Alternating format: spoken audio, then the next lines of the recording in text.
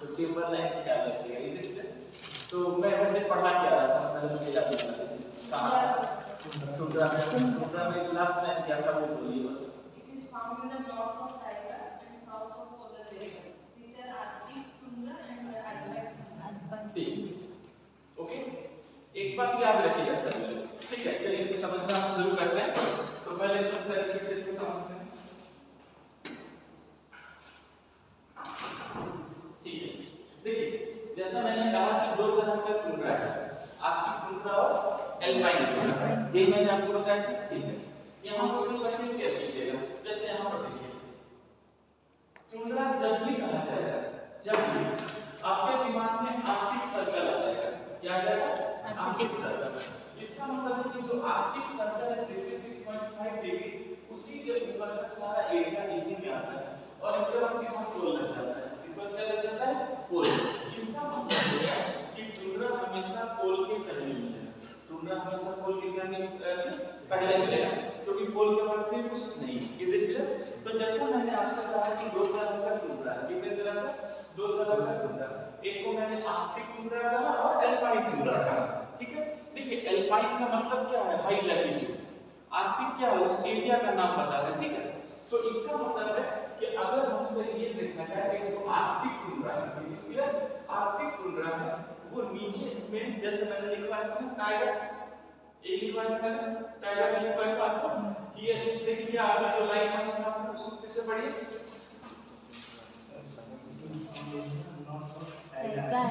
North of tiger.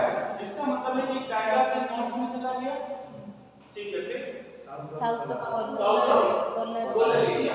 इसका मतलब ये जो पोलर एरिया है उसी के साउथ में है, यानी ये बीच में है। तो जहां मैंने साउथ ऑफ पोलर एरिया कहा, यही लिख के आप लोग क्या कीजिए, तुरंत ब्रैकेट में ये वर्ड लिख लीजिए टिम्बर लाइन। क्या लिख लीजिए, टिम्बर लाइन, पोलर एरिया। हां वहीं पे आपके ब्रैकेट में क्या लिख लीजिए, टिम्बर लाइन। पोलर एरिया लिखा है आपने, ब्रैकेट में क्या लिख लीजिए, टिम्बर लाइन। अब अपने दिमाग में ये रखिएगा कि ये टिम्बर लाइन के नीचे है, ये क्या है बच्चे, टिम्बर लाइन के नीचे है। अब आपको ये समझना है कि टिम्बर लाइन क्या होता है, टिम्बर लाइन क्या होता है, ठीक है। जैसे इमेजिन कीजिए, देखिए आप यहाँ उड़ीसा में इमेजिन नहीं कर सकते क्योंकि आपके पास बहुत सारे प्लेट्यूज हैं, लेकिन आप इन प्लेट्यूज को इमेजिन नहीं कर पाएंगे। अगर आपने कभी किसी पहाड़ का तस्वीर फोटो देखा होगा तो क्या किया होगा कि पहाड़ के स्लोप पर खूब पेड़ होते हैं, एक ही बार पेड़ खत्म हो जाता है और खुली चट्टान पूरा पत्थर दिखता है, होता है ना। जैसे कोई ऊंचाई, अगर कोई ऊंचाई पर प्लेटू है, देखिए कि एक ऊंचाई तक आपको पेड़ दिख रहा है, उस पर नहीं दिखेगा, उस पर आपको पूरा पत्थर ही दिखेगा। यानी वो लिमिट जिसके बाद पेड़ नहीं होते, वो लिमिट जिसके बाद पेड़ नहीं होते।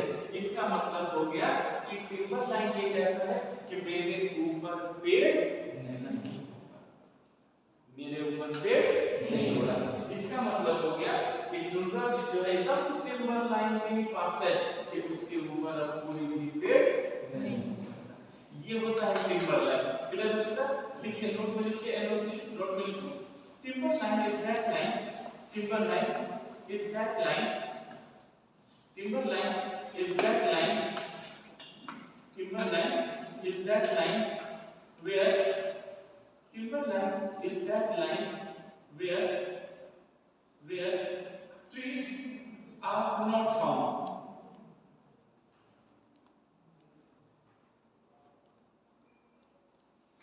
where trees is not found। आगे समझ में? अच्छा एक चीज थोड़ा सा यहाँ पर एक चीज मैं थोड़ा सा सुधारना चाहता हूँ आप लोगों से। जैसे आपको वहाँ टिम्बर लाइन लिखा था ना, जहाँ मैंने जो लिखवाया था, प्लीज वहाँ कट कीजिए, इसलिए कट कीजिए ताकि ये आगे आपको इजी हो जाए, इसलिए वहाँ कट कर दीजिए, कोई दिक्कत नहीं। अब जैसे आपने कट किया तो आपने लिखा था in the north of tiger, तो टाइगर के पास लिखिए टिम्बर लाइन, टाइगर के पास लिखिए टिम्बर लाइन, इससे ये और इजी हो जाएगा आपको। ताकि ये मेरे समझ के लिए नहीं, मैं आपके समझ के लिए कहना, ताकि आपको ये पूरा क्या हो जाए, इजी हो जाए। बस ऐसे सोचिए, इट इज क्लियर। क्योंकि मैं जिस लॉजिक को लेके चलूंगा फिर आपको दिक्कत होगी। अब सभी को याद रखिएगा कि सीधा बात टुंड्रा क्या कहता है कि जो टुंड्रा की बोलता है वो क्या है, लाइन के ऊपर है, टिम्बर लाइन के ऊपर है और पोल के क्या है नीचे है। और टिम्बर लाइन कहता है कि मेरे ऊपर पेड़ नहीं होंगे, मेरे ऊपर पेड़ नहीं होंगे, इसका मतलब है टुंड्रा में पेड़ नहीं होगा। बैठ गया दिमाग में कि टुंड्रा में पेड़ नहीं होगा। इसलिए नहीं होगा क्योंकि टुंड्रा में टेम्परेचर नहीं है। याद रखिएगा यहाँ इतने कड़ाके की सर्दी पड़ती है कि महीने के कम से कम 8 महीने ये पूरा का पूरा आइस कवर होता है। कम से कम महीने के 8 महीने के मतलब 1 साल के 8 महीने क्या है बच्चे, ये पूरा का पूरा आइस कवर होता है। तो सोचिए कितनी कड़ाके की सर्दी है कि 8 महीने तक आप आइस कवर्ड रहते हैं। और पौधे को खिलने के लिए देखिए, जैसे मान लीजिए हमारे यहाँ कोई भी फसल होती है 3 से 4 महीने लगते हैं तभी वो फसल तैयार होगा, 1 महीने में तो नहीं होता। यहाँ पर फसल को तैयार होने में मतलब पेड़ पौधों को होने में खिलने में सिर्फ 85 दिन मिलता है, उससे भी कम मिलता है। तो क्या 50 दिन से कम में कोई पेड़ खिल पाएगा? इसलिए यहाँ वेजिटेशन नहीं हो पाता, पेड़ नहीं हो पाता। छोटे छोटे झाड़ियाँ होती है जैसे काई, लाइकेन, मॉस, इसी को हम क्या बोलते हैं, टुंड्रा वेजिटेशन कहते हैं। लिखेंगे this area has very less temperature, this area has very less temperature. इसको एकदम अच्छे से समझिएगा। This area has very less temperature, this area has very less temperature, very less temperature. Okay, surface is covered with ice, surface is covered with ice at least 8 months, surface is covered with ice, surface is covered with ice, surface is covered with ice at least 8 months of year, 8 months of a year, 8 months of a year, यानी 1 साल के कम से कम 8 महीने क्या है बच्चे, ये surface क्या है, आइस से कवर्ड है। ओके, अच्छा लिखेंगे कि for plant, for growth of plant, for growth of plant, for growth of plant only 50 days, only 50 days, only 50 days। Okay, फिर लिखिएगा it is also a permafrost, it is also a permafrost, it is also a permafrost, it is also a permafrost। ये क्या है बच्चे, permafrost है। क्या आप में से कोई बताएगा परमाफ्रॉस्ट क्या होता है? हाँ, परमाफ्रॉस्ट, PARMAFROST, परमाफ्रॉस्ट। क्या आप में से कोई बताएगा व्हाट इज परमाफ्रॉस्ट? याद रखिए, मैं इसलिए पूछ रहा हूँ क्योंकि मैं ज्योग्राफी में ये सारी चीजें पढ़ा चुका हूँ और ऐसे ही आएगा। क्या होता है परमाफ्रॉस्ट? सुन लीजिए, परमानेंट आइस शीट को परमाफ्रॉस्ट कहते हैं। क्या होता है? Permanent ice sheet. समझ में आया? ये मैंने ऑलरेडी आपको ज्योग्राफी में पढ़ाकर थर्मल डिवीजन में लिखवा दिया है। इसका मतलब है कि ये जमीन एक तरह का परमाफ्रॉस्ट है। परमाफ्रॉस्ट कहने का मतलब है कि ये हमेशा बर्फ में दफन ही रहता है। और मैंने क्या कहा कि लगभग 8 महीने तो ये आइस से कवर्ड ही है, तो 4 महीने में क्या हो जाएगा, 2 महीने भी नहीं मिल रहा है पौधे को होने के लिए। इसका मतलब है यहाँ पे लाइफ बहुत ही टफ है, कड़ाके की सर्दी पड़ती है। विंटर सीजन में यहाँ के जो एनिमल है वो माइग्रेट कर जाते हैं। विंटर में क्या होता है, एनिमल माइग्रेट कर जाते हैं ताकि मैं ऑटम में नजर आऊं। और ऑटम में वही नजर आते हैं जो जिंदा बच जाते हैं, सभी जिंदा नहीं रहते। सोचिए, टुंड्रा की सर्दी जो है वो जान से खत्म करने के लिए है।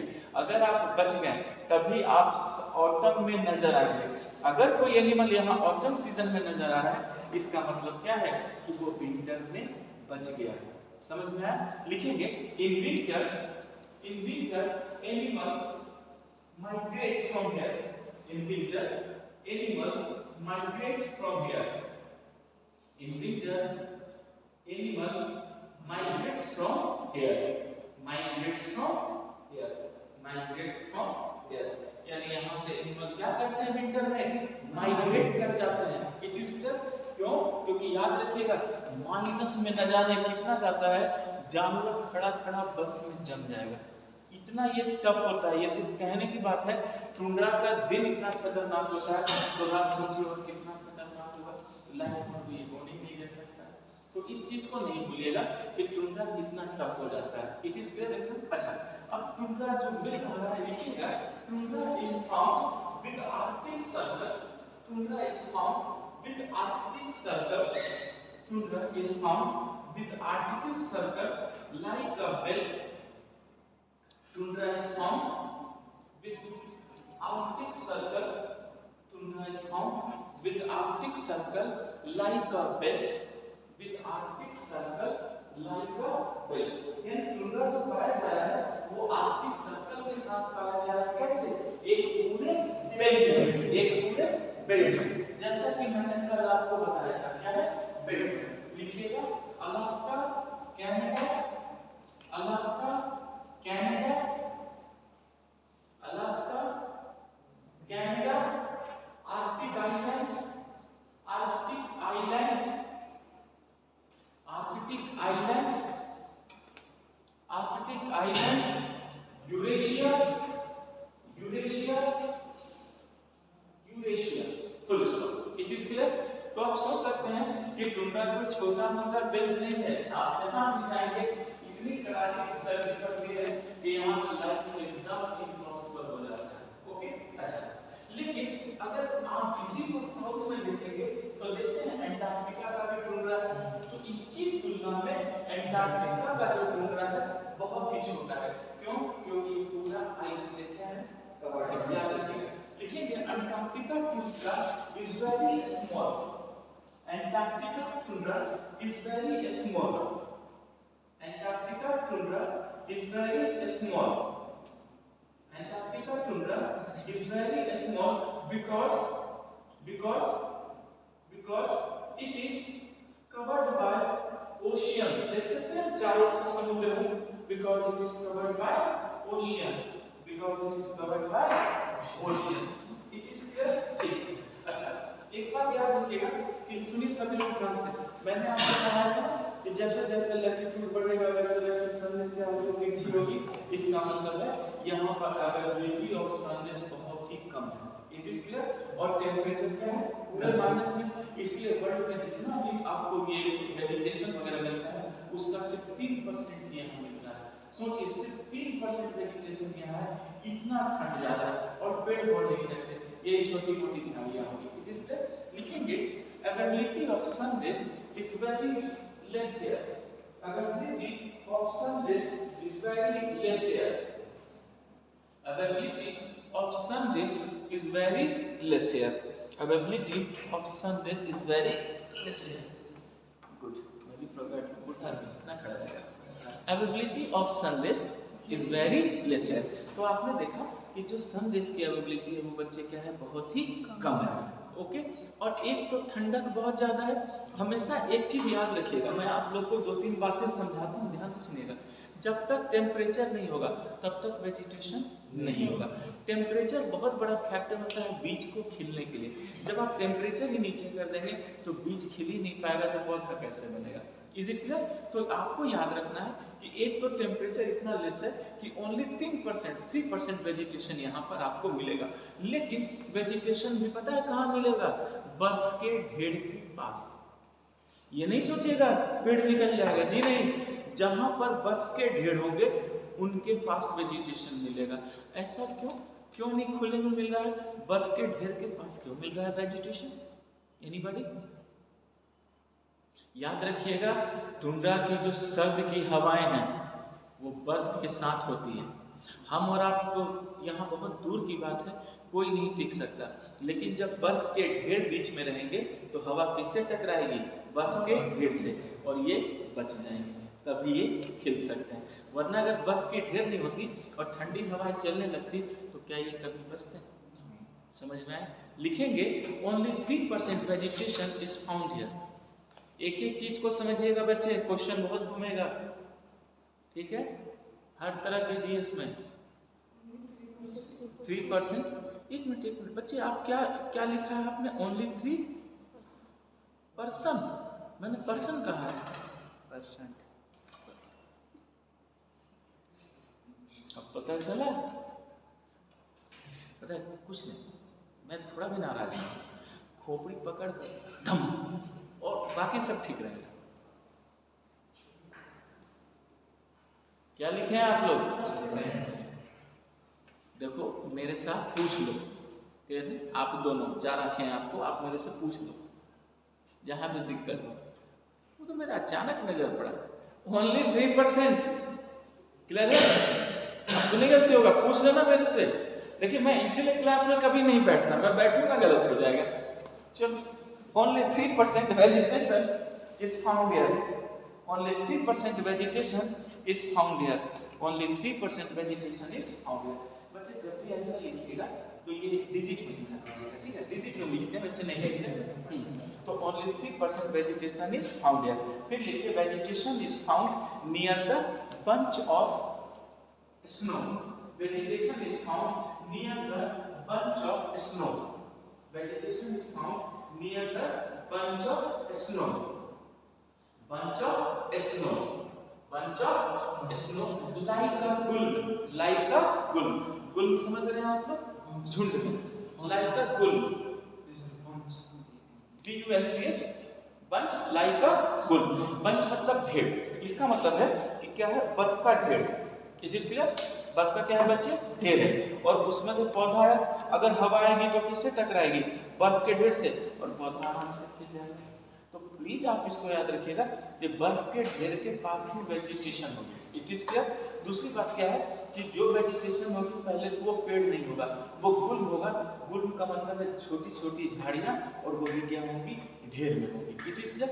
हमेशा याद रखिएगा बच्चे, मैंने आपको पूरी वेजिटेशन में यही चीज पढ़ाया है। इट इज क्लियर बच्चे कि जब तक टेम्परेचर नहीं होगा तब तक ह्यूमिडिटी और टेम्परेचर ही पौधे को बड़ा करता है, और पौधा जब बड़ा होता है तो वो पेड़ बनता है। लेकिन ना तो यहाँ टेम्परेचर है, ना तो यहाँ ह्यूमिडिटी है, तो पौधा पेड़ कैसे बनेगा?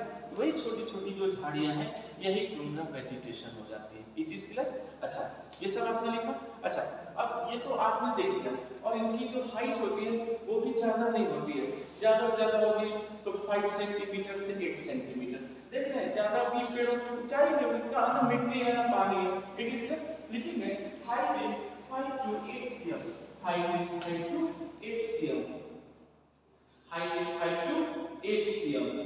देख रहे हैं ना, हाइट कितना है? 5 to 8 cm। इसका मतलब है हाइट कितनी है? तो 5 से 8 सेंटीमीटर। ये तो कुछ भी नहीं है। क्लियर है? देखिए कम से कम 2.5 सेंटीमीटर का 1 इंच होता है, तो 2.5 यानी 3 इंच। बस इतने छोटे छोटे पौधे होंगे। आपको लगा अरे तो बर्फ में कहाँ आप चाहते हैं कि पूरा आम का पेड़ ही लटक जाए? वैसा तो हो नहीं सकता। ये इनकी खूबी। अच्छा, अब इनके एनिमल्स की अगर आप बात कीजिए टुंड्रा में, तो हमेशा याद रखिएगा कि एनिमल साइज में बहुत बड़े होते हैं। साइज में क्या होते हैं? बड़े होते हैं। लेकिन उनकी पूंछ, टेल जो पीछे लेके चलते हैं लोग, पूंछ, कान, देखते हैं ये सब छोटे छोटे होते हैं। क्यों? ताकि आप एनर्जी के लॉस को मिनिमाइज कर सकें। लिखेंगे animals are large in shape, animals are large in shape, animals are large in shape, large in shape, large in shape, okay, with a small, with a small, with a small, with a small tails, ears, with a small tails, ears, full stop, okay। सिर्फ छोटे कान, पूंछ होंगे, क्यों होंगे? Energy के loss को कम कर देंगे। लिखेंगे this is minimum, this is to save the energy, this is to save the energy, to save the energy. It is क्यों छोटे होते हैं बच्चे? ताकि आप एनर्जी को सेव कर पाए। देखिए अब क्या कीजिए, हम हमेशा फिजिक्स में पढ़ते हैं, जैसे मान लीजिए विंटर में अगर हम सोते हैं तो जनरली हाथ पैर से मुड़ के सोते हैं। क्यों? क्योंकि आप अगर बॉडी को फैला के सोएंगे तो एनर्जी का लॉस ज्यादा होगा। आप सिकुड़ते हैं तो बॉडी से एनर्जी का लॉस क्या होता है? कम होता है। यानी आप जितना एरिया कम करते हैं तो आपके एनर्जी का लॉस उतना ही क्या होता है? ज्यादा हो जाता है। मतलब ये सॉरी कम होता है। अगर एरिया ज्यादा होगा तो लॉस ज्यादा होगा। यही चीज यहाँ पर है कि इनके बॉडी का तो आकार बड़ा होगा, लेकिन पूंछ, टेल, ये आईज, ईयर जो बाहर निकले रहेंगे, इन सब का साइज क्या होगा? छोटा होगा। अच्छा, एक चीज याद रखना है कि जो इनका स्किन होता है, ठीक है, स्किन होता है वो फैटी होता है। वो क्या होता है?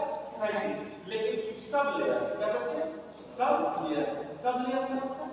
सब लेयर कहने का मतलब है कि देखिए जैसे हमारा जो स्किन है, okay, ectoderm, mesoderm, endoderm, ectoderm, mesoderm, endoderm, 3 layer में होता है। तो इनका जो सब स्किन है वो फैटी होता है। वो क्या होता है?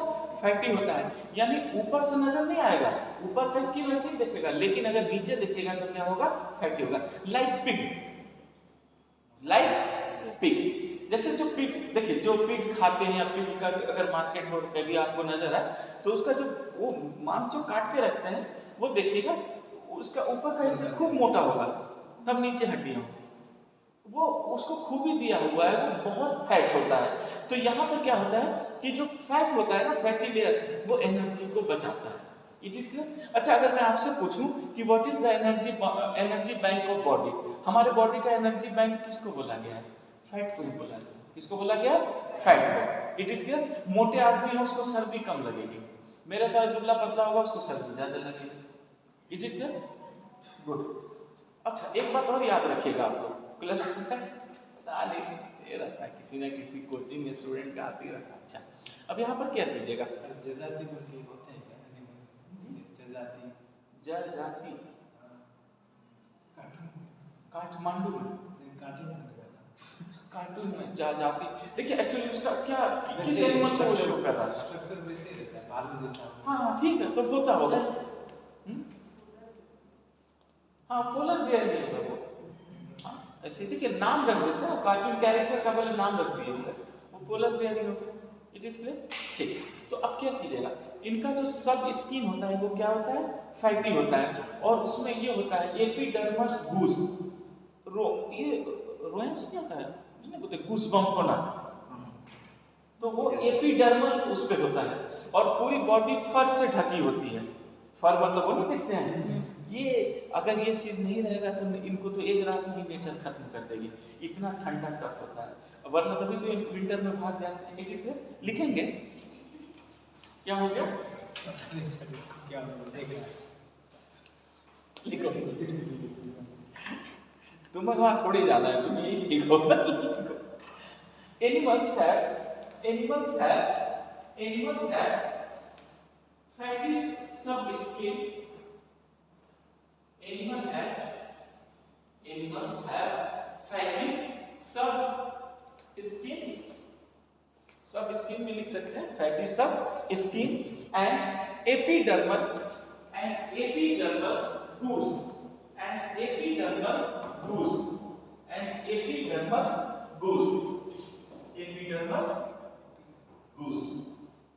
okay, and body is covered by fur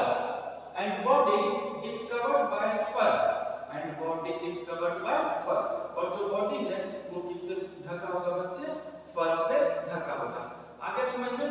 याद रखिएगा ये जो फर होता है यही इनको बचाता है, वरना ये फर नहीं बचा सकता, ये इतना खतरनाक होता है।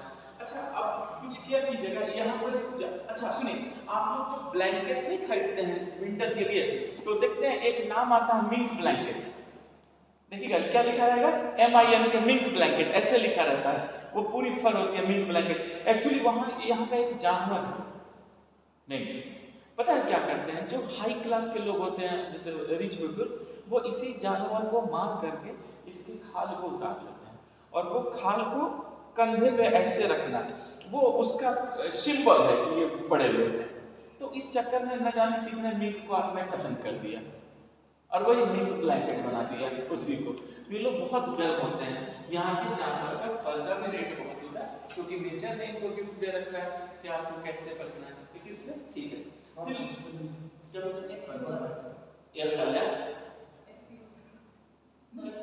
FUR, हाँ FUR, ठीक है। अच्छा, वो फर का पेड़ है ना, वो FIR है, FUR, फर, यानी वो फर से क्या होता है? ढका रहता है। यहाँ पर क्लियर हो गया? ठीक है। अच्छा, फिर लिखिएगा, in some animals are polar bear,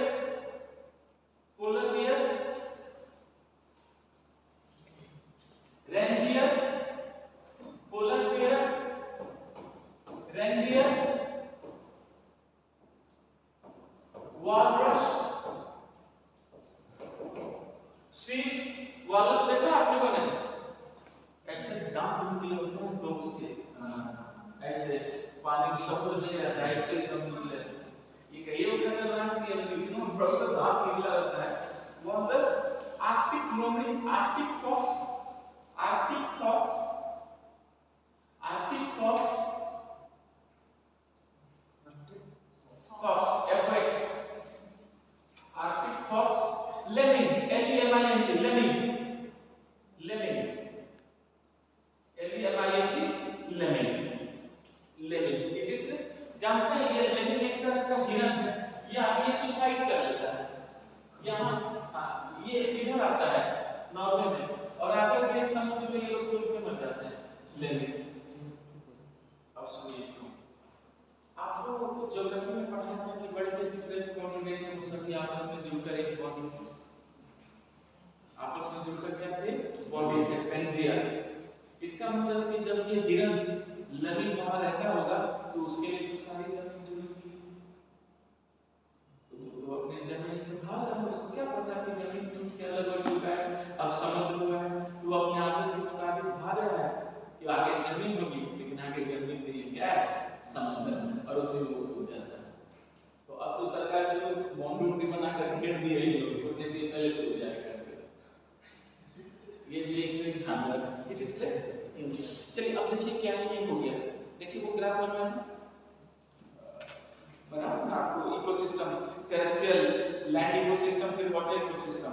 अब हम किस में जाएंगे, वाटर इकोसिस्टम में। देख लीजिए ना कितने ग्राफ सब बनाए हैं,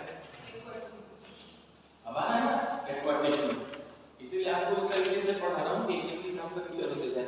अब देखिए, और हाँ एक्वाटिक इकोसिस्टम में इंपॉर्टेंट का मार्क लगाइएगा, यहीं से क्वेश्चन 2-3 क्वेश्चन आए हुए हैं, इसलिए एक बार मैं फिर से बोल देता हूँ, classes are very important, is it clear.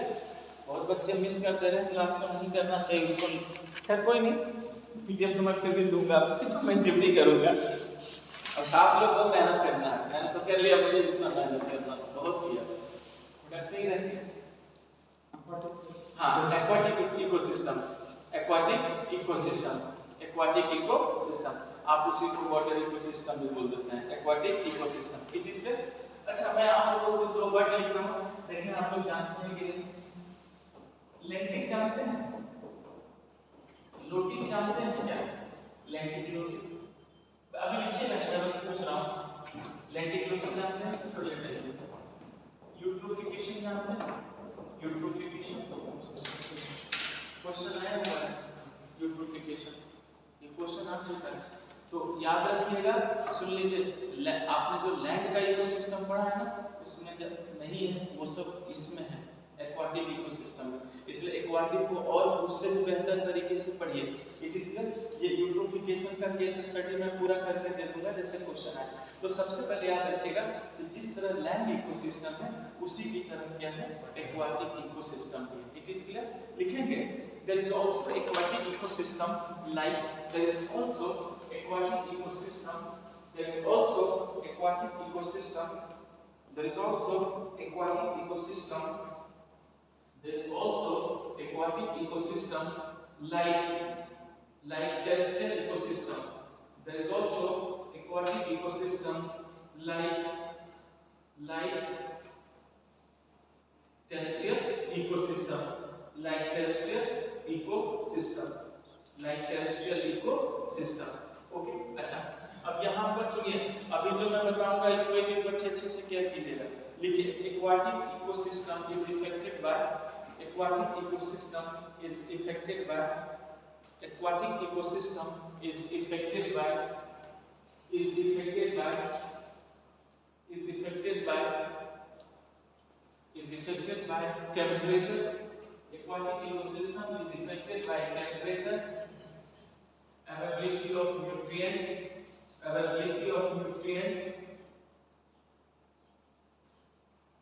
light, salinity, salinity, etc.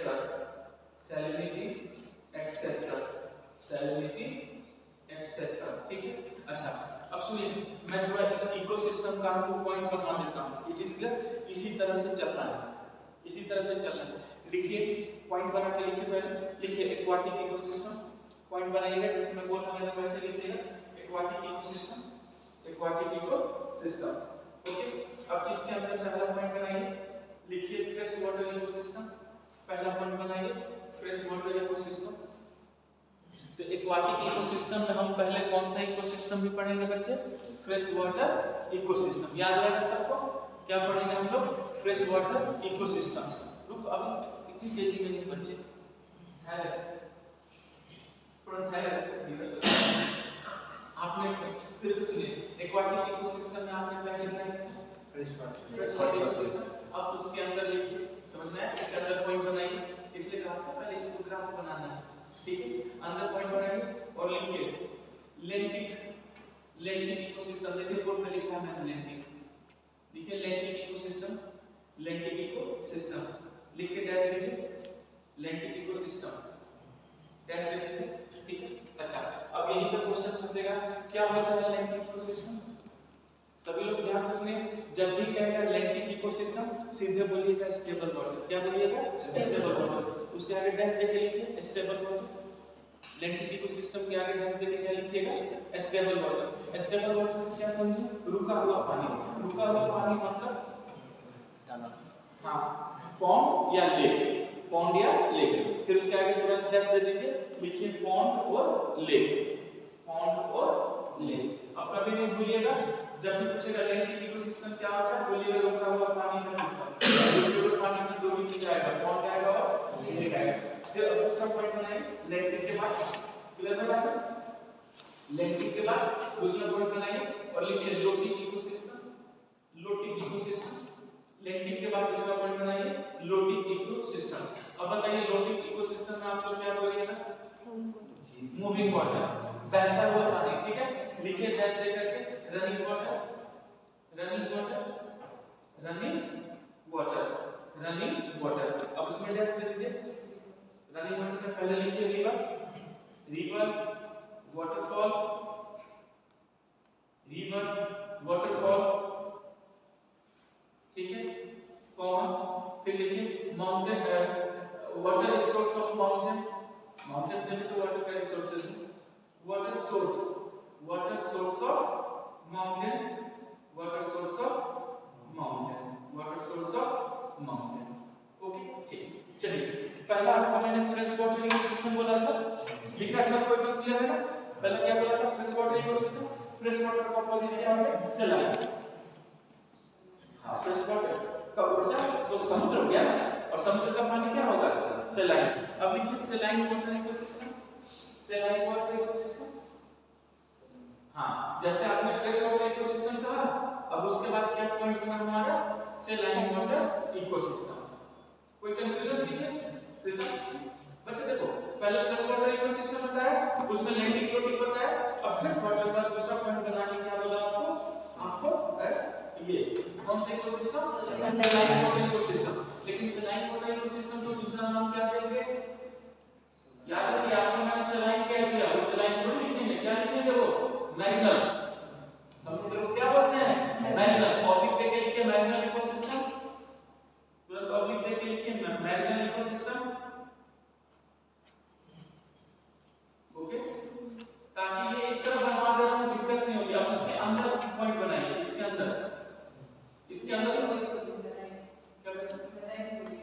हाँ, मेराइन। हाँ, उसको मैरीन भी बोलते हैं, मेराइन भी बोलते हैं, सब लिखा था मेराइन इकोसिस्टम। ओके, अब इसके अंदर लिखिए, पहले लिखिए इसके अंदर ओपन ओशियन, लिखिए इसके अंदर पहला पॉइंट बनाइए ओपन ओशियन, ओपन ओशियन। फिर barrier island, next barrier island, barrier island. फिर shore line, SHORE, shore line, ठीक है? शोर लाइन, शोर लाइन के बाद फिर लिखिए कोरल रीफ, कोरल रीफ। यानी इसके अंदर मैंने आपको 4 बताया, क्लियर हो चुका? ओके, तो मैरिनल इकोसिस्टम में 4 इकोसिस्टम आते हैं। ओपन सी आता है, बैरियर आइलैंड आता है, ठीक है? शोर लाइन आता है और कोरल रीफ आता है। याद रखिएगा, पूरा आपको कोरल रीफ पढ़ा चुका हूं, तो ये नहीं सोचिएगा कि कुछ नया होगा, कुछ उसमें बस जोड़ दूंगा। ओके, अच्छा अब देखिए, तो एक्वाटिक इकोसिस्टम में तो मैंने एक फ्रेश वाटर बताया, दूसरा मैरीन बताया। अब भैया हो गया, टेस्ट से तो खत्म करा दिया ना। तो फ्रेश वाटर और मैरीन ट्रांजिशनल, जो वो समय भी लिखवाया था, पहले भी जब लिखवा रहा था तो ट्रांजिशनल बोला था। अब तीसरा पॉइंट बनाइए, लिखिए ट्रांजिशनल इकोसिस्टम। फिर से सुनिए, पहला फ्रेश वाटर इकोसिस्टम, दूसरा मैरीन इकोसिस्टम, अब तीसरा क्या हुआ, ट्रांजिशनल इकोसिस्टम। और ये उस समय आपको पहले भी लिखवाया इस तरह से, ऐसा नहीं है कि नहीं बताया, इसलिए कंफ्यूज नहीं होने का। ट्रांजिशनल इकोसिस्टम, अब ट्रांजिशनल इकोसिस्टम में क्या क्या आएगा, इसके अंदर लिखिए पहले एस्चुएरीज, एस्चुएरीज, एस्चुएरीज, वेटलैंड, देख रहे हैं एस्चुएरीज,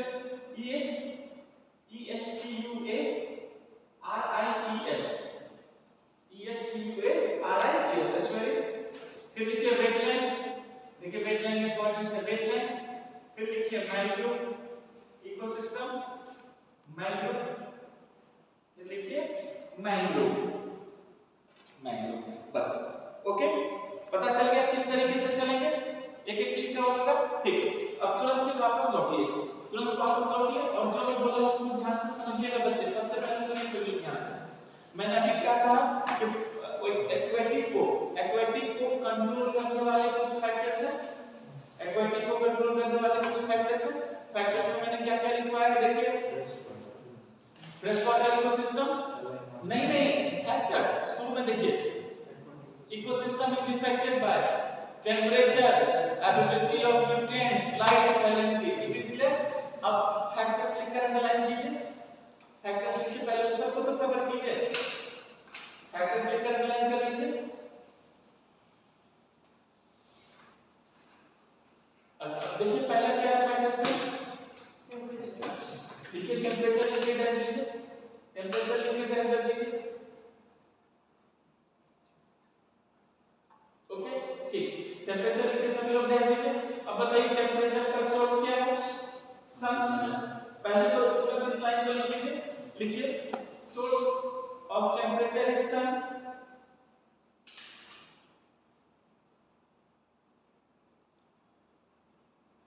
अब तुरंत कॉन्सेप्ट को सभी लोग याद कीजिए, जो मैंने आपको पहले भी सिखाया था, इट इज क्लियर। यहां सभी लोग क्या कीजिएगा, ओके ठीक। अब मुझे ये बताइए कि मैंने आपको पहले सब ज्योग्राफी में सिखाया था कि लैंड जल्दी गर्म होता है या वाटर, लैंड, और वाटर देर से गर्म और देर से ठंडा होता है। इसका मतलब हो गया कि टेंपरेचर का चेंजिंग एक्वाटिक में बहुत ही क्या होगा, स्लो होगा। समझ में आ रहा है, लिखिए the changing of temperature in aquatic ecosystem, the changing of temperature in aquatic ecosystem, the changing in temperature, the changing of temperature in aquatic ecosystem is very slow, is very slow, is very slow, is very slow. Aquatic ecosystem is very slow, is very slow, okay. फिर से सुनिए सभी लोग, मैं तो तेजी बोल रहा हूं, आवाज तो धीमी नहीं है, ठीक है। फिर से सुनिए, मैं आपको इसको लिखना भी नहीं पड़ेगा, मैं लॉजिकली आपको समझा देता हूं। याद रखिएगा कि लैंड की तुलना में वाटर देर से गर्म और देर से क्या होगा, ठंडा होगा। तो यही चीज मैं आपको कह रहा हूं कि एक्वाटिक इकोसिस्टम में टेंपरेचर का जो चेंजिंग है वो बहुत ही क्या है, स्लो है, बहुत ही क्या है बच्चे, स्लो है, कोई दिक्कत नहीं, और बहुत ही स्लो है। इसका मतलब क्या है कि थोड़ा सा भी अगर चेंजिंग टेंपरेचर पर ज्यादा हो जाए तो पूरा एक्वाटिक इकोसिस्टम को मार देगा, खत्म कर देगा। क्यों, याद रखिए, जब आप सोचिए कि समुद्र का पानी देर से गर्म और देर से ठंडा होता है, इसका मतलब चेंजिंग बहुत स्लो है, लगभग 1 डिग्री का भी नहीं होता। ये मैंने आपको ओशनोग्राफी में पढ़ा है। तो सोचिए अचानक अगर पानी को गर्म कर दीजिएगा तो उसमें जितनी क्रिएचर्स रह रहे हैं वो तो समुद्र के पानी के अकॉर्डिंग रह रहे हैं, वो तो उसी टेंपरेचर में है। अगर थोड़ा भी टेंपरेचर ज्यादा हुआ तो पूरा का पूरा एक्वाटिक इकोसिस्टम क्या होगा, नेचर ने समुद्र को गिफ्ट दे रखा है कि तुम 70% पार्ट हो, यानी तुम्हें पानी ज्यादा है, इसीलिए बच रहा है, वरना हम और आप तो कब के एक्वाटिक सिस्टम को खत्म कर देंगे। आप आप जरा सोचिए, पानी को गर्म करके उबाल के पीते हैं ताकि उसके जर्म्स खत्म हो जाए। क्या आपको नहीं लग रहा है कि आपने जर्म्स के इकोसिस्टम को जीरो किया है? तो इसमें तो पूरे के पूरे जुड़े पड़े हैं जर्म्स में। और मछली मछलियां और मछली दोनों की बात होगी, डेमोक्रेसी है क्लास में। मछली की बात होगी तो मछलियों की भी बात होगी ना भाई? गुड, डेमोक्रेसी रहेगी। लिखेंगे the little bit change in temperature। मुझे लगता है मैं अपने किस्म का पहला और आखिरी टीचर ही रहूंगा। little bit change in temperature, a little bit change in temperature, a little bit change in temperature can destroy, a little bit change in temperature can destroy, a little bit change in temperature can destroy, समझ पा रहे हैं?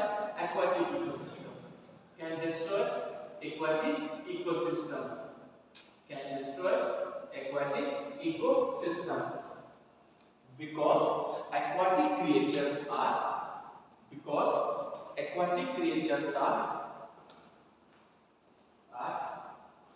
highly sensitive for temperature, because aquatic creatures are highly sensitive for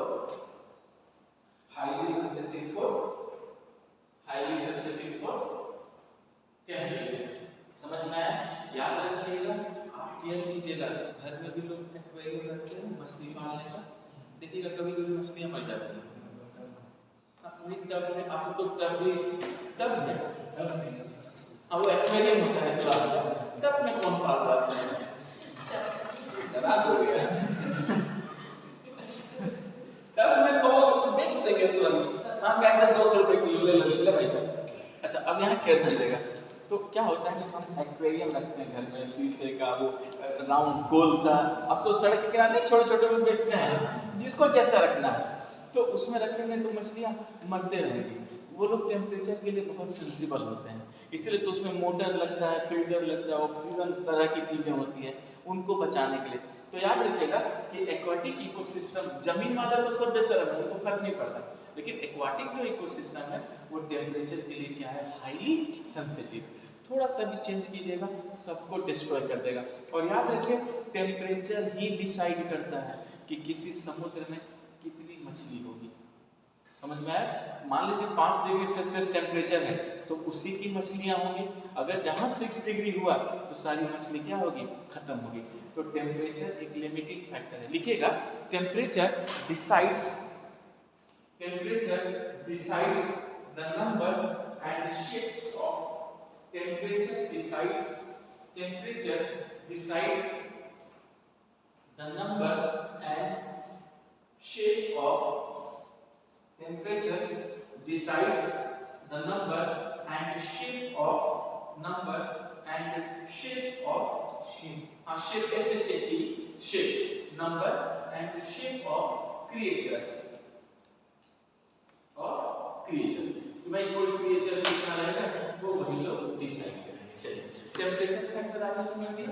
अब देखिए temperature factor का अगला मैंने क्या लिखा है, अवेलेबिलिटी ऑफ, हाँ तो देखिए इसको अभी ना करके लाइट को कर लीजिए, क्योंकि लाइट टेम्परेचर एक साथ जुड़ता है, कोई दिक्कत नहीं है। अब लाइट लिख के टेस्ट कीजिए। देखिए फैक्टर में मैंने लाइट भी लिखवाया है, लेकिन टेम्परेचर के साथ ही पहले ही क्या कर लीजिए, लाइट कर लीजिए। कर दिया आप लोगों ने लाइट। अच्छा तुरंत पहला लाइन क्या जोड़िएगा, लाइट का सोर्स कौन, सन। चलो लिखिएगा the source of light is sun, the source of light is sun, the source of light is sun, the source of light is sun, the source of light is sun, light is sun. Clear? ठीक। अच्छा अब यहां सभी लोग देखिए, आप सभी लोग जानते हैं कि सन की रेस पड़ेगी समुद्र में तो उसी को वही पेनिट्रेट करेगी, लेकिन मैंने आपको बताया था ना कि सन की रेस अगर समुद्र में जाती है तो किस गहराई पर, 200 मीटर। बायोस्फीयर में बताया था ना कि 200 मीटर से 6000 मीटर तक की लाइफ है, यानी 200 मीटर के बाद सन रेस यहाँ पर नहीं आ पाती। इसका मतलब है कि 200 मीटर तक क्या है बच्चे, लाइट है, और 200 मीटर के बाद लाइट नहीं है, क्या है यहाँ पर, डार्कनेस है। तो जहां पर लाइट है उसी को बोला गया है फोटिक जोन। भूलिए नहीं, क्या कहा गया है, फोटिक जोन। तो जहां तक लाइट है उसी को क्या बोलेंगे हम, फोटिक जोन। और जहां पर लाइट नहीं है, जहां पर डार्कनेस है, वहां पर हम क्या बोलेंगे, इसी को एफोटिक जोन। क्या बोलेंगे, एफोटिक जोन। पहले एकदम क्लियर हो गया, फोटिक जोन और एफोटिक जोन। तो 200 मीटर तक फोटिक जोन, उसके बाद ये क्लियर हो गया। आपको जो डार्क है उसी को हमने क्या बोला, एफोटिक जोन। अब यहाँ पर जो क्रिएचर मिलेंगे उनके पास लाइट है, उनके पास ऑक्सीजन भी है, लेकिन ठीक जब यहाँ पर जो मिलेंगे वो क्या होंगे, गहराई के पास है। तो ना तो उनके पास लाइट है और ना तो ज्यादा उनके पास क्या है, ऑक्सीजन है। तो क्या आप जानते हैं यहाँ पर जो क्रिएचर मिलेंगे उनको क्या बोला जाएगा? मैंने 2-3 बार आपसे क्वेश्चन पूछा है, फिर आपसे पूछ रहा हूँ, आप इस बार बोले फाइटोप्लैंक्टन। कुछ भी वो बोलिए, फाइटोप्लैंक्टन। नहीं भी समझना है बोल दो फाइटोप्लैंक्टन, अरे वही हो जाएगा, कौन हो जाएगा। पहले इस ग्राफ को कार्य कर लो, पहले इस ग्राफ को कार्य कर।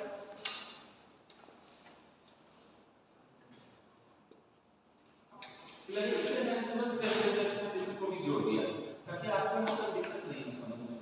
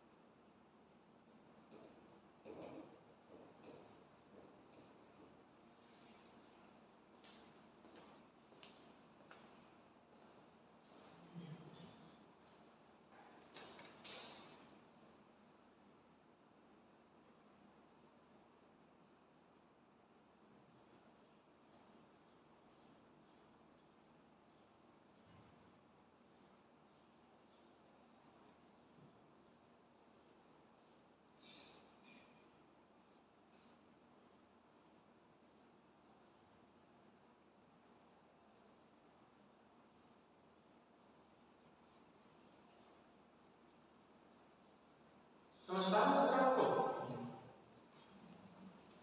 देखिए 200 मीटर तक लाइट है, उसी को बोला गया है फोटिक जोन। इसका मतलब यहाँ पर फोटोसिंथेसिस भी होगा और रेस्पिरेशन भी होगा। फोटोसिंथेसिस पेड़ पौधे करके भोजन बनाएंगे, क्रिएचर रेस्पिरेशन करेंगे, वो दोनों होगा। लेकिन अगर आप इसके नीचे चले जाइए तो फोटोसिंथेसिस नहीं होगा, सिर्फ क्या होगा, रेस्पिरेशन होगा। यहाँ पे क्या मिलेगा, सेडिमेंट। इसका मतलब यहाँ पे क्रिएचर किस पे डिपेंड होंगे, सेडिमेंट पर। और यहाँ पे क्रिएचर तो फोटोसिंथेसिस कर ही रहे हैं।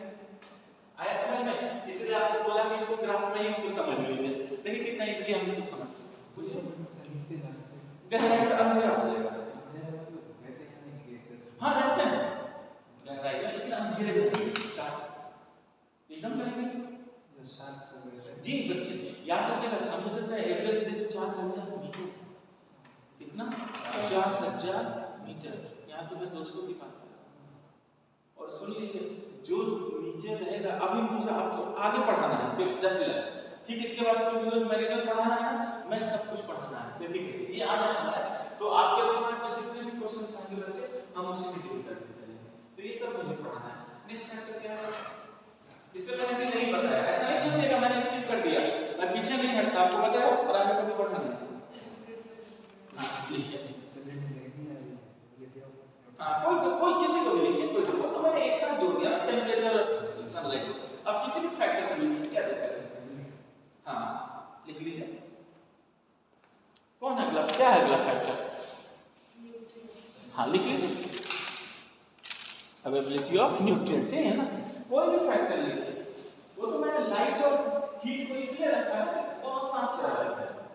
तो आप इसे समझ, इसलिए मैंने इसको लैंग्वेज में नहीं, आपको इसको मैंने ग्राफ में ही समझा दिया है, इसको आप अच्छे से यहीं पे समझ जाइएगा। फ्लोटिंग जोन है, फ्लोटिंग जोन क्या है। ओके अच्छा, एबिलिटी ऑफ, यही से मैं आपको क्वेश्चन बताऊंगा क्या पूछा गया था। देखो बच्चे, एक बात याद रखना, बिना राशन के तो भंडारा नहीं लग सकता, ये तो कंफर्म है। आज भंडारा गया नहीं गया, लगा था और आगे गया अकेले लेके आए चाहिए ना, एक और भूखा वहां बैठा है। मैं और एक्चुअली मैं मतलब मेरे से जाता था पढ़ाने के लिए, तो जो लड़का मेरे को ले जाता था ड्राइवर, तो हम दोनों का यही काम था। अगर रिटर्न होते थे तो उसको मैं बोल के रखता था, देखते रहना भाई आगे भंडारा दे रहा है कि नहीं, कौन यहाँ जाना है, टीचर बैठा। फिर हम लोग दोनों जाते। चलिए एक्चुअली क्या है ना, भंडारा इज प्रसाद, और याद रखिए मांग कर ही खाया जाता है, ये नियम होता है, वो मांग कर ही खाया जाता है। ये आप वीआईपी थोड़ी है, देखिए आप खुद के लिए हो सकते, ईश्वर के लिए नहीं है। आप खाइए नहीं आता नहीं, कहीं मैं गया है कहाँ, नहीं इधर कहाँ भंडारा लगा है? भंडारा कैसा खाना खाइए नहीं। हाँ खाना तो मैंने खा लिया, मेरे को भंडारा बगल में ही है, पड़ोस में ही, वहीं से आ जाता है, खा लिया मैंने खाना। अरे सब गए थे, क्या सब भी गए थे राम मंदिर को खाने के लिए। कहाँ पर लगा? कुछ राम मंदिर राम मंदिर गए थे सर। तो मतलब कहाँ है ये राम मंदिर? वही बस स्टैंड जो बोल रहे हैं शाम के पास। हाँ वही, हाँ वहाँ तो है। नहीं मेरा तो खाना तो मेरे को तो यही देते हैं ना, एक जो बगल में कृतिवास, ये पहले की थी सर। हाँ वही पानी टंकी से ही हमको मेरा खाना आ जाता है। बस गया नहीं, अब शाम में वॉकिंग में जाऊंगा तो जरूर जाऊंगा, भाई जरूरी है। ठीक है चलिए, यहाँ तक तो एकदम क्लियर हो गया। अब अवेलेबिलिटी ऑफ न्यूट्रिएंट्स, देखिए सबसे पहले याद रखिए, मैं फिर उसी मुद्दे पे आता हूँ, बिना राशन के तो भंडारा नहीं लग सकता। अब चलो तुम सही लिख रही हो, आ गया समझ में? इसका मतलब क्या है कि जब तक समुद्र में भोजन नहीं होगा, क्या क्रिएचर्स टिकेंगे? नहीं टिकेंगे। इसका मतलब है कि समुद्र के पानी में भोजन होना चाहिए, ये चीज़ का। अब देखिए ध्यान से, जैसे अभी जो मैं एक्वेरियम की बात कर रहा हूँ, ठीक है, जिसमें मछलियाँ वगैरह तैरते रहती हैं, छोटी मछलियाँ, उसमें हमको खाना डालते हैं ना बच्चा, लेकिन उसका भी लिमिट है, 5 दाने से ज़्यादा नहीं। हम लोग ज़्यादा डालते हैं, मछलियाँ खाती है, वो पेट में फूलता है, फिर उनकी मौत हो जाती है, तो 2-4 दाना ही डाला जाता है। लेकिन अगर हम ज़्यादा डालते नहीं तो हमें तो बहुत खुशी होगी कि हमने तो भंडारा लगा दिया, ज़्यादा पुण्य मिलेगा, चला गया पुण्य के चक्कर में। हाँ समझ में आया? तो कहा गया है कि पानी में जो अवेलेबिलिटी न्यूट्रिएंट्स होना चाहिए वो क्या होना चाहिए? बैलेंस होना चाहिए। क्या होना चाहिए? बैलेंस होना चाहिए। It is clear? अच्छा लिखिए, पहले जब क्वेश्चन आता है तो मैं तुरंत ही कॉल करूंगा, लिखेंगे there should be balance, there should be balanced, there should be balanced, there should be balanced nutrients, there should be balanced nutrients in oceanic water, there should be balanced nutrients in oceanic water, in oceanic water, in oceanic water. When nutrients is high, when nutrients is high, when nutrients is high, comma, causes a problem, causes a problem, nutrients is high, causes a problem, causes a problem, called क्या बोलेंगे? अगर मान लीजिए मुझे 2 रोटी खाने के लिए मिल रहा है, मैं तो दुख हो रहा हूँ, मुझे 2 रोटी में पेट ही नहीं भरता, समझ सकते हो? अब मान लीजिए मेरे को हाँ सर को दिक्कत हो रही है, भूख नहीं भर रहा है, और मान लीजिए 20 रोटी ला दे, तो फिर ये भी तो गलत है, अब तो पेट ज़्यादा भर जाएगा, इतना तेरा पेट ही निकल गया एक ही दिन, ये भी तो उचित नहीं है। समझना होगा इस बात को, सिंपल सी बात है बच्चे, कि जब कम मिले तो माल न्यूट्रिशन, और ज़्यादा मिल गया तो, याद रखिए मैंने कहा है कम की बात नहीं की है, मैंने क्या कहा अगर ज़्यादा हो गया तो फिर नेचर इम्बैलेंस हो जाएगा, तो प्रॉब्लम हो जाएगा। क्या होगा? प्रॉब्लम। क्या बोलेंगे इस प्रॉब्लम को? यही क्वेश्चन पूछा गया है, यही प्रॉब्लम कहलाता है यूट्रोफिकेशन। लिखिए, यही पूछ दिया था। तो जब खाना ज्यादा हो गया तो यूट्रोफिकेशन। लिखिए, कौन यूट्रोफिकेशन, यही है यूट्रोफिकेशन। समझ में आया? तो याद रखिएगा, एक्वाटिक कल्चर में अगर खाना ज्यादा हो जाएगा तो क्या बोलिएगा? यूट्रोफिकेशन। यही है यूट्रोफिक। कम का तो कोई बात ही नहीं है, कम का तो कोई बात ही नहीं है। क्या है यूट्रोफिकेशन? अब इमेजिन कीजिए, ये जो बगल में ये जो झील है, ये जो पानी ब्रिज के ऊपर से देखिए कितना कचरा है। कचरा भी क्या है? एकदम का भोजन ही तो है, खाना ही तो है। मछलियां ऐसी तो खाती हैं, जरूरत से ज्यादा है। इसका मतलब क्या हो गया? यूट्रोफिकेशन। और यूट्रोफिकेशन होगा तो मछलियां मरेंगी, मछलियां मरेंगी तो बॉडी पानी में सड़ेगा, पानी में इन्फेक्शन होगा, पानी से बदबू उठेगा, और बदबू उठा तो आसपास हम और आप तो कोई क्रिएचर भी नहीं जाएगा, पूरा जीव खत्म हो जाएगा। समझ में आ रहा है? और हम खत्म करने के कगार पर हैं, हम कसम खा के बैठे हैं।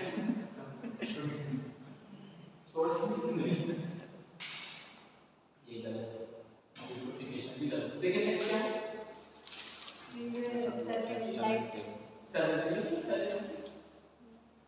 लाइट है ना? भेड़िया बोल, बोल। सर वो भी तो फायदा है।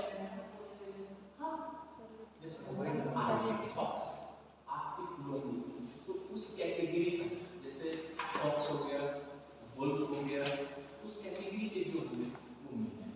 और जनरली फॉक्स और वुल्फ ही होते हैं। फॉक्स और नहीं, मैंने कहा जनरली फॉक्स और वुल्फ होते हैं, वो तो दोनों अलग ही है, बहुत खतरनाक होते हैं। आप लोग देखिए, जब आप झुंड में होंगे तो तक नहीं करेगा, अकेले में भाग मारेगा। मैंने बैंकॉक में देखा है वीडियो, नहीं लोमड़ी, लेकिन देखिए लोमड़ी होता है आर्टिक जो जैकेट लोमड़ी, लोमड़ी को इंग्लिश में नहीं जैकेट फॉक्स बोलते हैं, और फॉक्स मेटल तो नहीं, सुनिए वही मैं कह रहा हूँ, जैकेट होता है लोमड़ी, ठीक है? उसी तरह एक होता है वुल्फ, भेड़िया, उसी तरह क्या बोला आपने? फॉक्स और जैकेट ऐसे होता है। फॉक्स को बोलते हैं, नहीं सियार, सियार याद है। सुनिए सभी लोग, हिंदी में एक होता है लोमड़ी, उसको बोलते हैं फॉक्स, एक होता है सियार, करके जो आवाज निकलता है रात में, वो होता है सी। अब क्या करूं, नकल करना ही पड़ना तो काम यही है। तभी तो गुस्सा सियार हुआ करते हैं लोग, एक ने चिल्लाया नहीं होता है, सब चिल्लाने लगते हैं। तो लोमड़ी, सियार, जैकल और फिर वुल्फ, भेड़िया, ये तीन। सर सियार नहीं, सियार हिंदी में बोला मैंने, सियार हिंदी में सियार, फॉक्स लोमड़ी, वही उसका मुंह निकला हुआ कुत्ते की तरह, जैसे ये दिख रहा है ना आपके दीवार से पास जो कुत्ता है, जो अभी हाँ इसी तरह दिखेगा, लेकिन वो लोमड़ी नहीं है, वही फू कर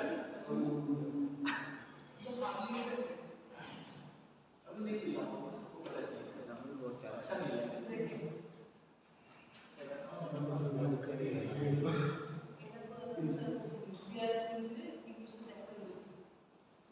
सियार को इंग्लिश में जैकल, लोमड़ी को फॉक्स, और वुल्फ मतलब भेड़िया, ऐसा होता है।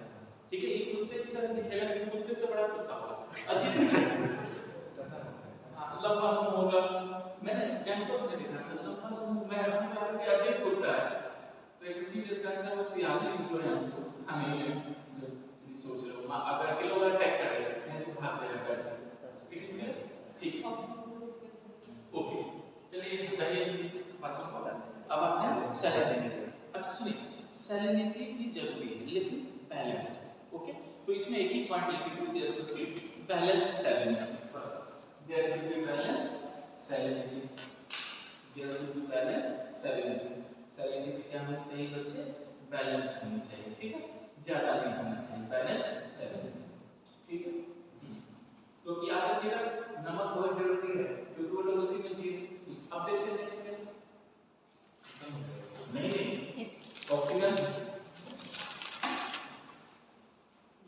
है ना? तो इसमें एक और पॉइंट जोड़ लीजिए, ऑक्सीजन ऑक्सीजन ऑक्सीजन भी जोड़ लीजिए, ठीक। फिर यहाँ पॉइंट बना लीजिए, ऑक्सीजन क्या है? ऑक्सीजन जानते हैं कितना कंसंट्रेशन होता है ऑक्सीजन का समुद्र के पानी में? यहाँ से भी क्या कीजिए, आपको अजीब लगेगा, ये है जमीन और ये है पानी, ओके। जमीन पर ऑक्सीजन है O2, पानी में भी ऑक्सीजन है O2, लेकिन जानते हैं पानी में कितना ऑक्सीजन है?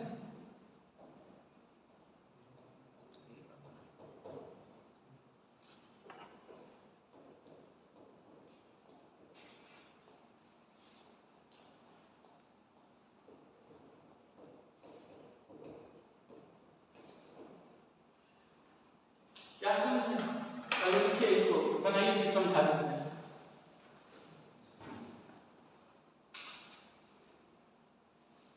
पहले ये चीज बना दीजिए,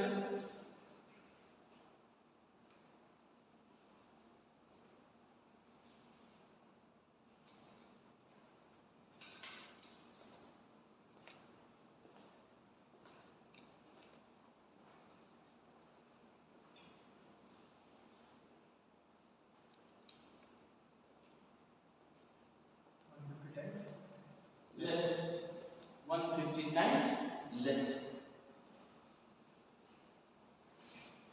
ओके। अब सुनिए, सबसे पहले पानी में जो ऑक्सीजन होता है वो किस फॉर्म में होता है? डिसॉल्व, ठीक है। लिखेंगे ऑक्सीजन इज फाउंड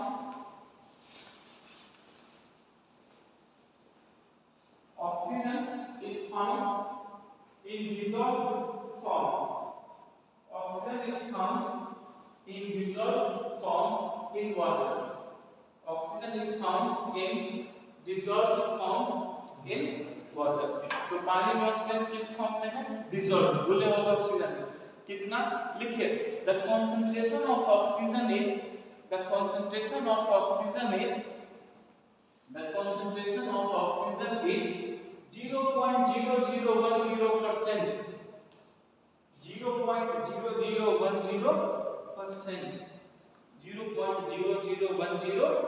0.0010%. सोचिए कितना कम है, जमीन से 150 गुना कम, जमीन से 150 गुना कम।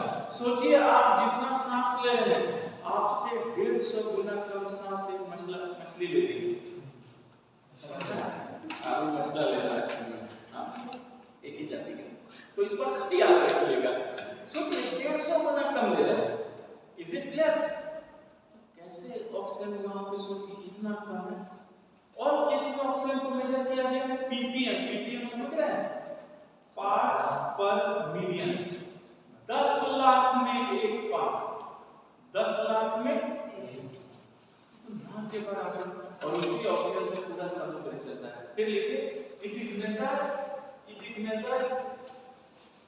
in 10 पार्ट पर मिलियन।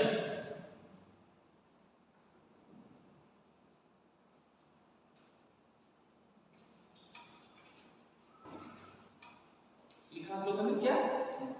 10 पार्ट पर मिलियन, ppm। सोचिए हर 10 लाख का जो 10वां भाग, मतलब इतना कम, आप समझ रहे हैं, बहुत कम ऑक्सीजन इसमें मिलता है, क्लियर है? और जमीन से 150 गुना कम है ऑक्सीजन। लेकिन पानी में ऑक्सीजन आया कहां से? पानी में ऑक्सीजन कहां से आता है? अगर पूछ दिया तो सन से ऑक्सीजन आता है। बच गया वो नीचे वाला गिलास। मेरे भाई गलत नहीं कह रहे हैं, ऐसे बोलिए सर, डिसॉल्व एक तो एटमॉस्फेयर का और दूसरा फोटोसिंथेसिस। जो पेड़ पौधे क्या करेंगे? फोटोसिंथेसिस। लिखिए, oxygen is found from atmosphere and photosynthesis. Atmosphere and photosynthesis. Atmosphere और फोटोसिंथेसिस से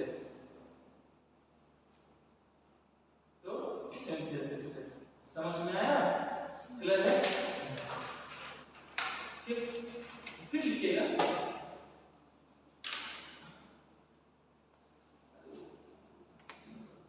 अगर पानी को गरमा देते हैं तो ऑक्सीजन का जो डिसॉल्व है ना वो घट जाता है। लिखेंगे oxygen becomes low in warm water. Oxygen becomes low in warm water. In warm water. Oxygen becomes low in warm water. यानी गर्म पानी में ऑक्सीजन क्या हो जाता है बच्चे? कम हो जाता है। और अगर ऑक्सीजन कम हो गया तो फिर ओशियानिक क्रिएचर क्या होंगे? मर जाएंगे। पूरी पूरी की पूरी याद के पूरा समुद्र मर जाता है। ऑक्सीजन इतनी बड़ी चीज है। ओके, चलिए फैक्टर तो मैंने अच्छे से समझा दिया। अब हम एक एक इकोसिस्टम को शुरू करते हैं। तो पहले दिखाइए वो ग्राफ जो बनाया था, ठीक है? फ्रेश वाटर इकोसिस्टम, सेलाइन इकोसिस्टम और ट्रांजिशन। तो पहले समुद्र वाला करते हैं, सेलाइन वाला, फिर झील पर आते हैं। मतलब पहले बड़ा से छोटा आएंगे, छोटे से बड़े क्यों जाएगा, ठीक है? तो पहले लिखिए marine ecosystem, marine ecosystem, marine ecosystem, marine ecosystem.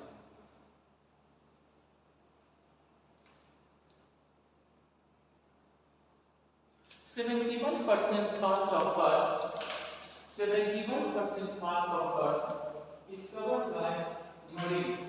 71% part of Earth is covered by marine. 71% part of Earth is covered by marine. Is covered by marine. And the average depth is 4,000 meter. And the average depth is 4,000 meter. And the average depth is 4,000 meter. And the average depth is 4,000 meter. And the average depth is 4,000 meter. और average depth कितना है? 4,000 meter. चलिए, इसमें वो पहला वो लिख लीजिए, पहला वो बना चार्ट, देखिए कौन कौन सा होता है? हाँ, पहले ओपन सी कर लीजिए, खुला सागर, पहले सागर को कवर कर लेंगे। ये याद रखिएगा, बहुत इंपॉर्टेंट अभी बताने जा रहा हूँ, ठीक है? ओपन सी,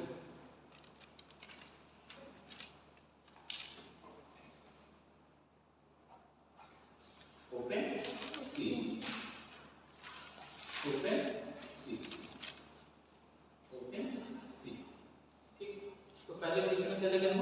ओपन सी। अब देखिए खुला समुद्र, क्या कीजिए? खुला समुद्र।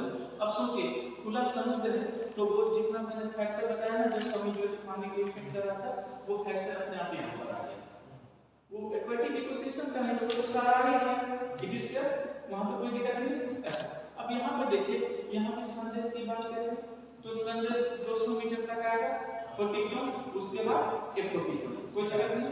हाँ, तो यहाँ पर अब हम क्या करेंगे?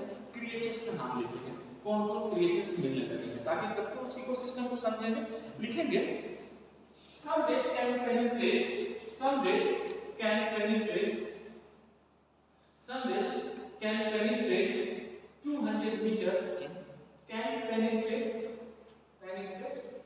200 meter, 200 meter, called photic zone, called photic zone, called photic zone, photic zone, ठीक है? अब ध्यान से सुनिए, क्या मैं कहूँ यहाँ प्राइमरी प्रोड्यूसर मिलेंगे, सन की रेस से खाना बनाने वाले प्राइमरी प्रोड्यूसर, वही तो है फाइटोप्लैंक्टन। एकदम क्लियर हो गया? लिखिए primary producer found here, primary producer found here, primary producer found here like phytoplankton and green plants, like phytoplankton and green plants. Primary producer are found here like phytoplankton and green plant. तो phytoplankton में मिलेगा क्या? मिलेगा बच्चे आपको green plant, हरे पत्ते, और वो phytoplankton भी आपको यहाँ पर मिलेंगे। ओके, अच्छा, अब यहाँ तो ये लोग मिल गए। अब ये क्या करेंगे? फोटोसिंथेसिस करेंगे और फिर क्या करेंगे? रेस्पिरेशन भी करेंगे, कोई दिक्कत नहीं, ठीक है? लिखिएगा they perform photosynthesis, they perform photosynthesis and synthesis of carbonic matter and synthesis of carbonic matter and synthesis of carbonic matter। भाई जो खाना बनाएंगे and synthesis of carbonic matter, carbonic matter। Okay, अच्छा अब यहाँ पर क्या कीजिएगा, टेम्परेचर का चेंजिंग यहाँ लैंड की तुलना में क्या है, मिनिमम है, क्योंकि मैंने पहले बताया कि हाईली सेंसिटिव है। लेकिन जरा इमेजिन कीजिए कि जब आप सागर के पानी के अंदर जाएंगे, जैसे मान लीजिए कि हम लोग समुद्र में कूद गए और अंदर जा रहे हैं, तो क्या सिर्फ समुद्र के पानी का वेट बढ़ेगा? क्यों नहीं बढ़ेगा? जब आप पानी के अंदर डूब रहे हैं तो क्या आपके ऊपर पानी नहीं, तो क्या वो पानी वेट नहीं लगाएगा? जी सोचिए, जो मछली पानी के अंदर तैर रही है, क्या उसके शरीर पर पानी का वेट नहीं लग रहा है? ग्रेविटी को खींचेगा। याद रखिए, हमारा आपको तो हवा का वेट लग रहा है ना, तभी तक के खड़े हैं, मुंह उठाए चल रहे हैं। लेकिन वही पानी के अंदर चल जाएंगे, क्या मुंह उठाए चल पाएंगे?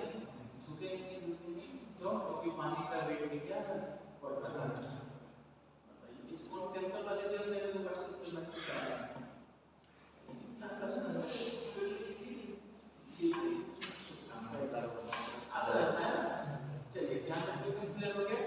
ओके, उनका वर्ड भी काम नहीं रहता है। देखिए आपने कहा खुद का वेट, ठीक है, आपको ज्योग्राफी में समझाया है कि आपका जो खुद का वेट है एक्चुअली mgh और फिजिक्स में बोलते हैं mgh। इसका मतलब है कि जो आपका वेट है वही आपकी क्या है, ग्रेविटी, मास नहीं, ग्रेविटी डिपेंड्स अपॉन वेट। मास बोलते हैं, बोलने दीजिए, लेकिन ग्रेविटी डिपेंड्स अपॉन वेट। मास कुछ भी हो, वेट अलग हो सकता है। जैसे मान लीजिए बलून, वो 10-20 रुपए का बड़ा बलून नहीं बिकता है, तो मान लीजिए कि आपने 10-20 रुपए का एक बड़ा सा बैलून ले लिया, उसको फुलाया, वो इतना बड़ा हो जाता है, ठीक है, तो क्या वो 1 किलो कम हो जाएगा? अब मान लीजिए मैं आपके बगल में लेकर आऊं 1 किलो का वो वाट, लोहे का वाट, और आप इतना बड़ा बैलून पकड़ के रखेंगे और मैं 1 किलो का वाट पकड़ के रखूंगा, वेट किस में ज्यादा होगा? यही हमें समझना है, वाट लगाना है। चलो आगे खुद का वेट को भी मास बोलते हैं। नहीं, गलत बात, वेट को मास नहीं बोलते, अलग चीज है। साइंस वाला सर आपको पढ़ाएंगे तो पढ़ाएंगे, वेट और मास अलग होता है। आप क्या कीजिएगा, देखिए बच्चे, जब ऐसे मन में कोई क्वेश्चन आए तो नेट पर भी इंटर कर दीजिए, what is weight, what is mass, ठीक है, उसको पढ़िए, जहां दिक्कत हो तुरंत मुझसे पूछिए। मैंने आप लोग को जीएस के मामले में फ्री रखा है, जो भी पूछना है बेधड़क मुझसे पूछ सकते हैं, पढ़ाई से रिलेटेड कोई दिक्कत नहीं। तो आप आज जरूर देखिएगा what is weight, what is mass, आपको अपने आप पता चल जाएगा।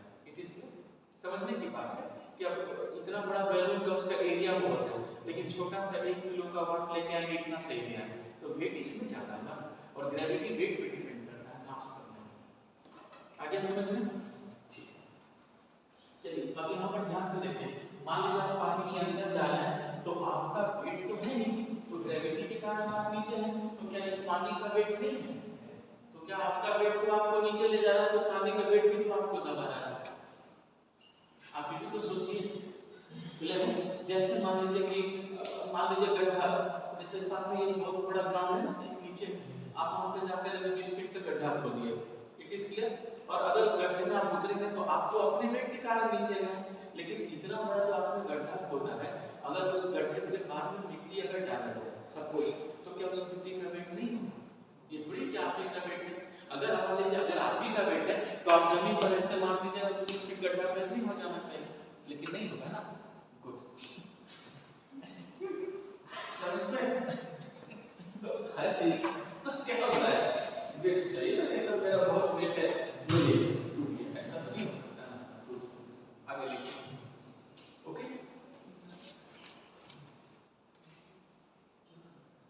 लिखेंगे क्या हो गया, क्या बोले बस लिखेंगे। इनोपेंसी, इनोपेंसी, इनोपेंसी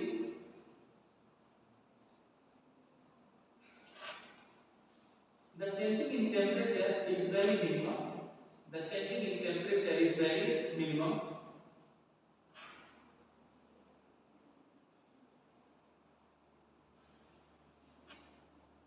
ठीक है। फिर लिखिएगा when we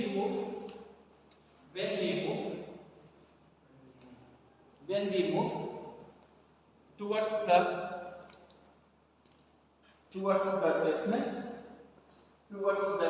depthness मतलब गहराई की ओर towards the depthness। ठीक, चलिए यहाँ देखिए towards the depthness, यहाँ देखिएगा, यहाँ पर ध्यान से देखिएगा। जैसे मान लीजिए सपोज आप पानी के नीचे अगर मान लीजिए यहाँ पर खड़े हैं, ठीक है, जैसे मान लीजिए आप यहाँ पर खड़े हैं, ठीक है, तो आप खड़े हैं अपनी वेट की वजह से, लेकिन ठीक ये मान लीजिए यहाँ पर आपका सिर है, ओके, सिर है, तो आपके ऊपर क्या ये पानी नहीं है क्या? आपका वेट तो चल जो है सिर, लेकिन क्या आपके ऊपर सिर पर ये पानी नहीं है क्या? तो क्या इस पानी का वेट गहराई के साथ बढ़ नहीं रहा है? यही चीज आगे समझना।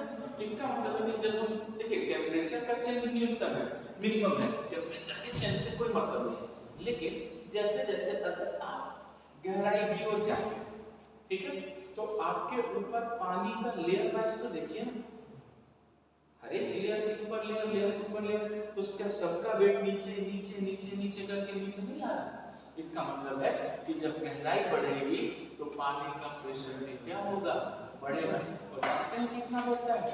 जमीन पर 1 है तो पानी के अंदर 1000 है। कितना? 1000 है। सोचिए क्या हालत होगी? बहुत बुरा, पूरा स्क्वायर हो जाएगा। लिखो, लिखेंगे क्या है आपने? Most towards the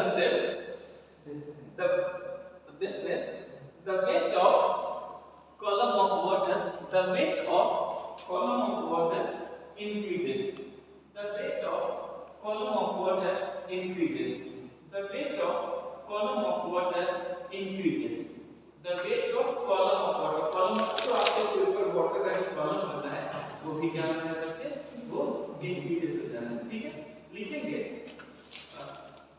1 atmospheric pressure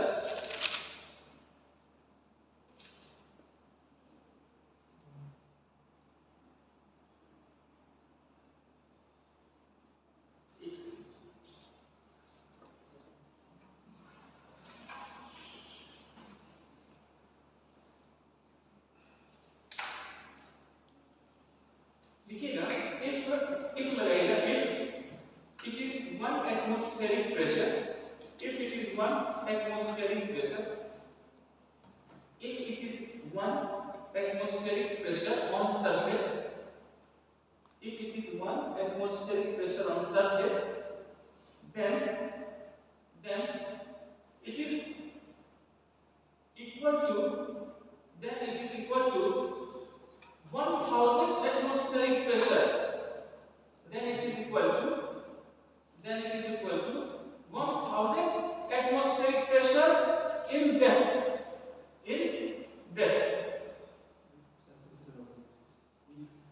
रुकिए, आपने क्या लिखा है? द वेट ऑफ, अभी कुछ लिखेंगे ना, लिखिए, रुकिए, क्या बोला है? If it is 1 atmospheric pressure on surface, then it is equal to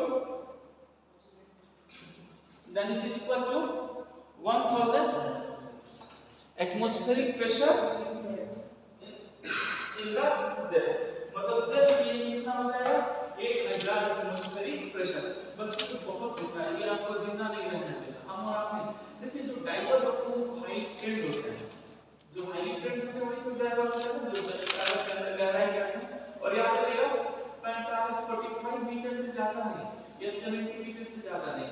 तो हमारा जो ब्लड है उस प्रेशर के कारण जैसे सोडा बोतल में बबल्स बनते हैं, वैसे हमारा ब्लड में नाइट्रोजन घट जाता है तो वो बबल होने लगता है, जिससे बहुत तकलीफ होती है और कभी-कभी बहुत तकलीफ वाली मौत होती है, नस कटने लगता है। सोचिए वो मौत कितना गजब होता है और उस तकलीफ का मौत ऊपर भी नहीं आ पाएंगे, नीचे भी नहीं जा पाएंगे और मार देंगे। इसलिए डाइवर को बहुत ट्रेंड होते हैं, ऑक्सीजन ले करके गहराई में जाते हैं। ऐसे नहीं सबको बोल दिया जाता है चले जाओ गहराई, अगर चला जाता तो फिर हम समुद्र के बारे में ताजा नहीं लगा लेते।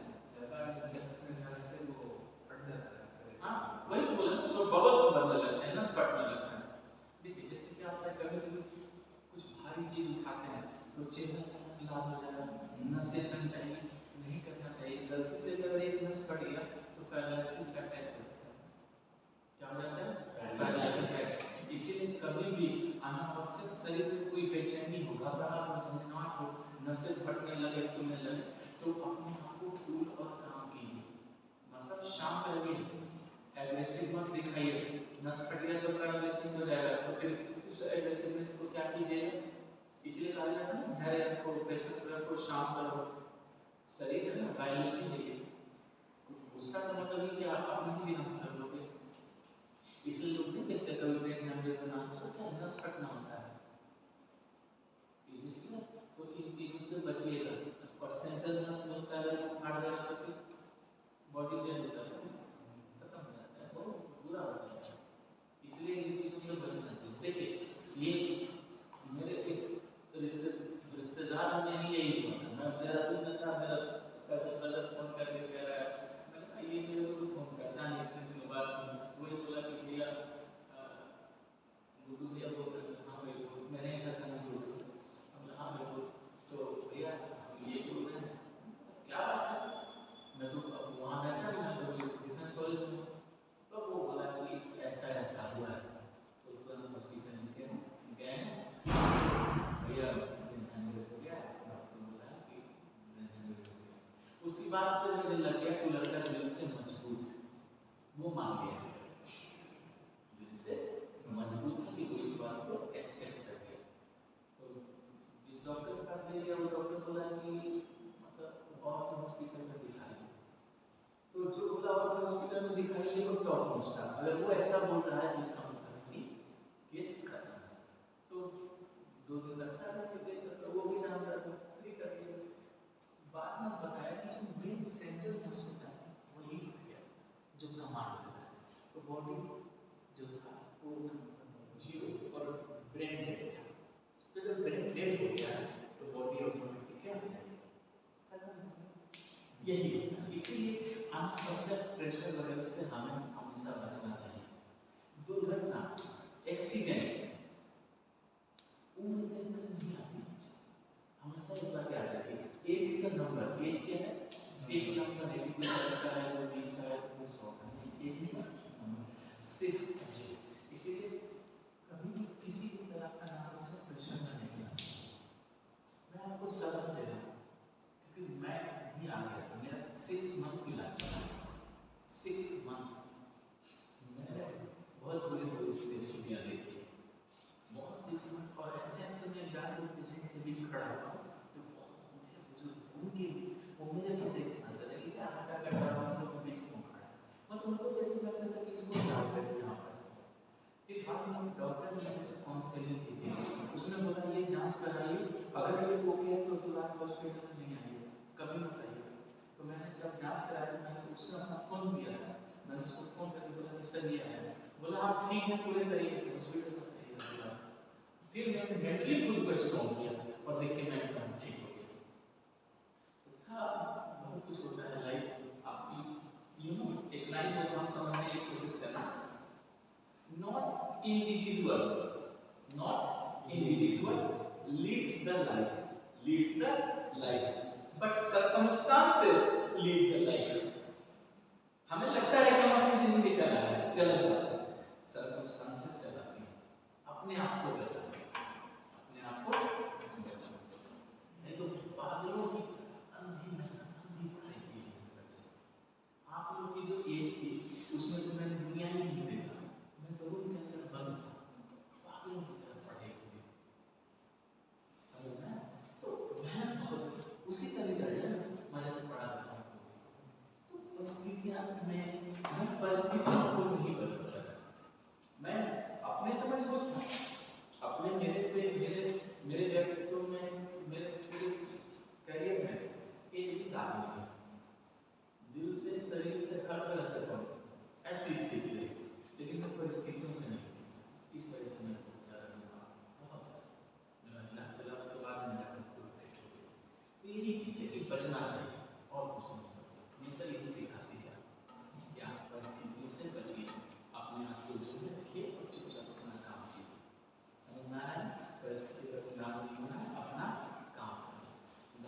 जर्नी है, इसको चलने दो, ये नहीं रुकेगा, अपने आप को करना सब बस, ठीक है। चलिए कहाँ तक पहुँचे? देखिए मैं जो भी बात बोलूँगा वो जीवन यात्रा से जोड़ के और आपके भले के लिए बोलूँगा, मैं गलत कहूँगा क्लास में नहीं करता, जो बोलूँगा वो जीएस और आपके लिए ही बोलूँगा। और ये बात मेरी आपको एक दिन समझ में आएगी कि वो बोलता सही बोलता है, क्लास में खड़े हो उसने जो भी बोला सही बोला, इट इज। चलिए तो अब लिखेंगे, अब यहाँ पर क्या कीजिएगा, तो नीचे जा रहे हैं तो प्रेशर बढ़ रहा है, तो प्रेशर जब बढ़ रहा है तो उसको क्या कीजिए, 3 पार्ट में बांट दीजिए, 1 2 3, 3 पार्ट में प्रेशर बढ़ा है, इसका मतलब 3 तरह की चीज है, कितने 3 तरह। देखिए there are 3 types of creature, there are 3 types of creature in sea, there are 3 types of creature in sea. इसमें इंपॉर्टेंट का मार्क लगाइएगा बच्चे, ये तीनों टाइप बहुत इंपॉर्टेंट है, 3 टाइप का मार्क लगाइएगा, ठीक है। कितने टाइप का? 3 टाइप, ओके। देखिए पहले तीनों टाइप का नाम जान लीजिए। सबसे पहले हम बोलेंगे प्लांटन, क्या बोलेंगे? प्लांटन, कोई दिक्कत नहीं, तो ऊपर कौन होगा? प्लांटन। प्लांटन के बाद हम नीचे बोलेंगे नेक्टॉन, क्या बोलेंगे? नेक्टॉन, और नेक्टॉन के नीचे हम क्या बोलेंगे? बेंथस। दिख रहा है? चलिए इस तरह से लिख लीजिए, प्लांटन, नेक्टॉन, बेंथस, प्लीज रटे लगिएगा, प्लांटन, नेक्टॉन, बेंथस, प्लांटन, नेक्टॉन, बेंथस, इसको एकदम रटे दीजिएगा, भूलिए नहीं। प्लैंक्टन, बेंथस, सॉरी नेक्टॉन और बेंथस, ये चीज क्लियर? कोई दिक्कत नहीं थी। अब क्या कीजिए, प्लैंक्टन को लिख के डैश दे दीजिए, प्लैंक्टन को लिख करके डैश दे दीजिए, प्लैंक्टन लिखकर डैश दे दीजिएगा, ठीक है। अब बेटा बिना पढ़ाए पूछ रहा हूँ, देखिए आप आंसर दे पा रहे हैं बच्चे। मेरा आपसे सिंपल सा क्वेश्चन, प्लैंक्टन कहाँ मिलेगा बेटा? हाँ देखिए गलत नहीं बोला आपने, सी में मिलेगा, तो मैंने 3 जोन बोला था, ऊपर प्लैंक्टन, नीचे नेक्टॉन, उसके नीचे बेंथस। तो अगर कोई स्पॉन्टेनियस पूछे प्लैंक्टन कहाँ मिलेगा तो तुरंत याद रखना फोटिक जोन 200 मीटर, आगे समझ लो कहाँ मिलेगा? फोटिक जोन में, यानी 200 मीटर में। इसका मतलब वही क्या था? प्लैंक्टन, और यही क्या थे? Primary producer. अगर ये सुन लीजिए, अगर ये प्राइमरी प्रोड्यूसर नहीं होते तो क्या खाना बन पाता? नहीं खाना बन पाता। तो क्या समुद्र में इतने मछली होते, शार्क वगैरह, ये कुछ होता? कुछ नहीं होता। तो थैंक गॉड नेचर ने फाइटोप्लैंक्टन को जन्म दिया, क्लियर है? तो सबसे पहले प्लैंक्टन के लिए लिखिएगा, it is found in photic zone, it is found in photic zone. कहा ना बहुत इजी है, बस जैसे समझा रहा हूं वैसे समझते चलिएगा। It is found in photic zone, हां गुड, अच्छा मैं सही लग रहा गया कि अभी इधर से आई एम बैक, 11 तो पहले सिंगल रीडिंग में आई एम बैक, ओके। तो क्या लिखना आपको मैंने? It is found in photic zone, photic zone. अच्छा एक चीज क्या दीजिएगा, फोटिक जोन को कभी-कभी क्या होता है, यू फोटिक जोन भी बोलते हैं, क्या बोलते हैं? You photic zone. तो ब्रैकेट में EU BHOTIC, ब्रैकेट में यू फोटिक जोन में लिख लीजिए, EU BHOTIC, EU BHOTIC, euphotic zone, PH, यानी फोटिक जोन को हम क्या बोलते हैं बच्चे? यूफोटिक जोन भी बोलते हैं। एंड वेट पहले क्या लिखा हमने?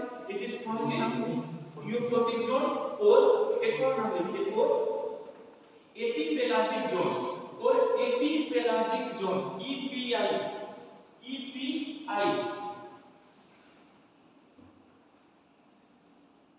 EP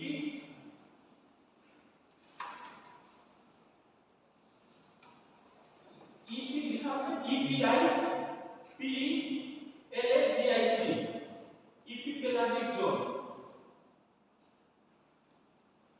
okay. ब्रैकेट में लिखिएगा अपर, मतलब इसके किस पार्ट में? अपर में, ब्रैकेट में लिखिएगा अपर, and till 200 meter depth, and till 200 meter depth, 200 meter depth, okay. अगर आपसे पूछेगा कि बताइए प्लैंक्टन कहाँ मिलता है, तो बोलिएगा euphotic zone, photic zone, epipelagic zone के अपर, एपीपेलाजिक जोन में कहाँ? अपर, या 200 मीटर की गहराई पर, ओके। अब इसी में क्या होते हैं? इसी में आपको प्लैंक्टन होते हैं, ओके। लेकिन प्लैंकटन भी दो तरह के होते हैं, एक होता है एनिमल और दूसरा होता है प्लांट। एनिमल प्लैंकटन है, प्लांट प्लैंकटन। लिखेंगे in the plankton, in the plankton, in the plankton microplant, in the plankton microplant, microplant algae, microplant algae, algae, algae, algae, algae, and microorganism found, and microorganism found, and microorganism found. It is clear? इसका मतलब क्या हो गया बच्चे कि plankton में क्या क्या हो सकते हैं? प्लैंकटन तो खुद में, उसमें हम एल्गी बोलते हैं, आपको माइक्रो प्लांट भी बोलते हैं और माइक्रो ऑर्गेनिज्म भी बोलते हैं। ठीक, इसका मतलब है प्लैंकटन दो तरह के हो गए, एक हो गया प्लांट और दूसरा क्या हो गया एनिमल। एक हो गया प्लांट और दूसरा क्या हो गया एनिमल। क्लियर? लिखेंगे there are two type of plankton, there are two types of plankton, there are two types of plankton, there are two types of plankton। ठीक है, plankton, plankton, ओके। लिखेंगे two types of plankton, फिर लिखेगा plant plankton, plant plankton, plant plankton is called phytoplankton। plant PLANT, plant plankton is called phytoplankton, PHYTO is called phytoplankton, phytoplankton, okay. तो plant वाला plankton को क्या बोलिएगा? Phytoplankton. And animal plankton, and animal plankton is called zooplankton, and animal plankton is called zooplankton, and animal plankton is called zooplankton। Z double O zoo नहीं होता है, इसमें कुत्ते बिल्ली बंद रहते हैं, वही होता है और बहुत ज्यादा रहते हैं। ठीक है, जूप्लैंक्टन। तो जो पेड़ पौधे को आपने क्या बोला? फाइटोप्लैंक्टन, और जो एनिमल को आपने क्या बोला? जूप्लैंक्टन। कोई दिक्कत नहीं है? ठीक। अच्छा, अब बताइए इनमें से फोटोसिंथेसिस कौन करेंगे?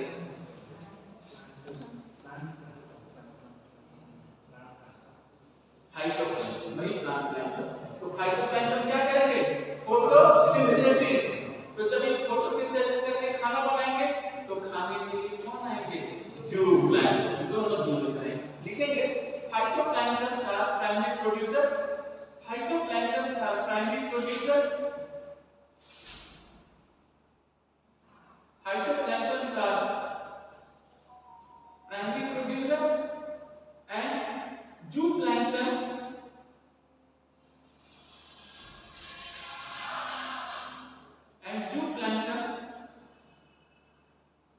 depend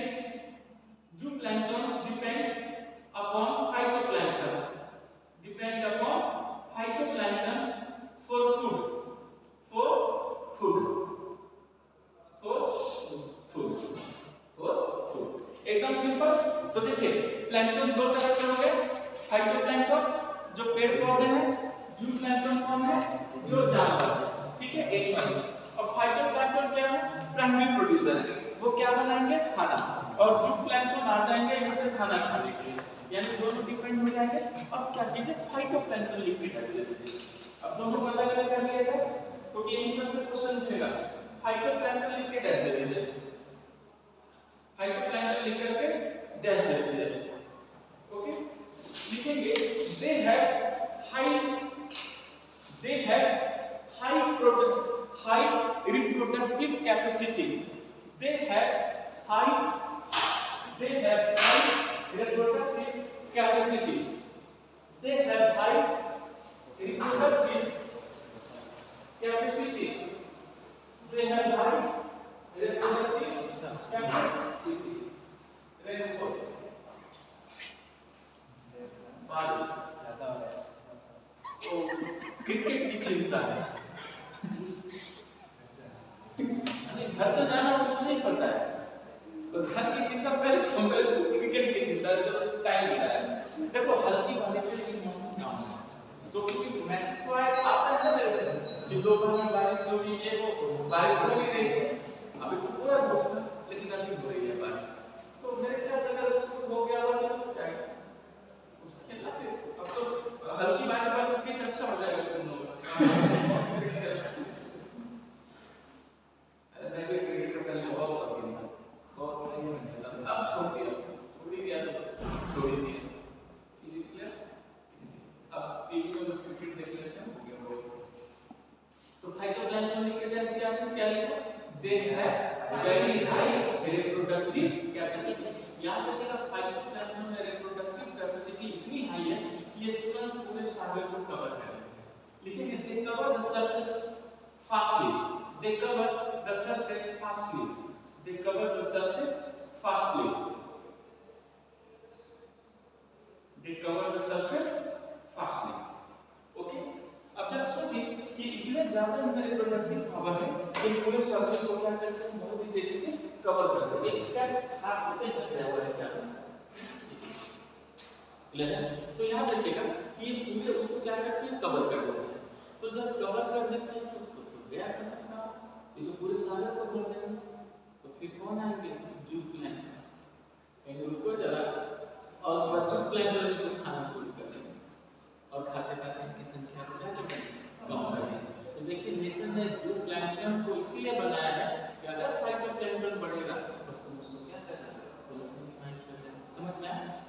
फिर लिखेंगे देन जू प्लैंक्टन एंड अदर क्रिएचर, जू प्लैंक्टन एंड अदर क्रिएचर, जू plankton and other creature controls it, control it।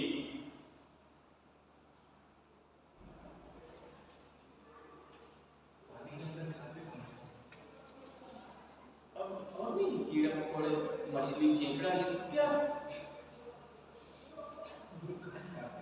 कहाँ से खाते हैं? मेरी बात सुनिए बच्चे, ये प्लांट्स है ना, बहुत छोटे होते हैं तो बहुत सारे कीड़े मकोड़े वो यही सब तो खाते हैं, वो क्या खाएंगे? वहाँ कौन सा आशीर्वाद आटा मिलेगा? वो समुद्र के पानी में जो कीड़े मकोड़े बहुत सारे हमें थोड़ी नजर आ रहा है, पानी में तैर रहा है, कुछ तो खाता होगा, तो यही सब तो खाएगा वो। और वहाँ कौन सा प्रोटीन, वहाँ पे खाना पक रहा है, हाँ मिट्टी वगैरह खाता। इतना क्यों दुखी है, दिल पे ले रहा है, जिसको जो खा रहा है खाना, तो तुम्हें मिलना है ना रोटी चावल। डैडी जी की क्या इसका क्या बस चलो लिखो, दिल पे ले रहा है। हमें गजल होता है क्या? हमें गजल एनिमल, हाँ एनिमल, वो मरने के लिए चल जाता है जिसके पास सूखी नहीं समझा एनिमल, हमें गजल बोल के एनिमल, हमें गजल करनी गजल हो सकता है कुछ और नाम से जानना। देखिए क्या है, टेक्नोलॉजी नहीं हो रहा है, वो किसी के पास में चल जाता है, नगर राज के या नागिन के पास में जाता है तो कुछ भी है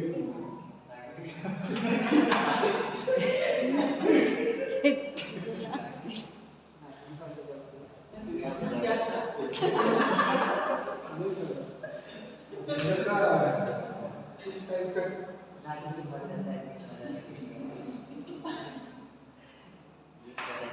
एक क्वेश्चन सुबह दो, एक शाम 3 दिन का।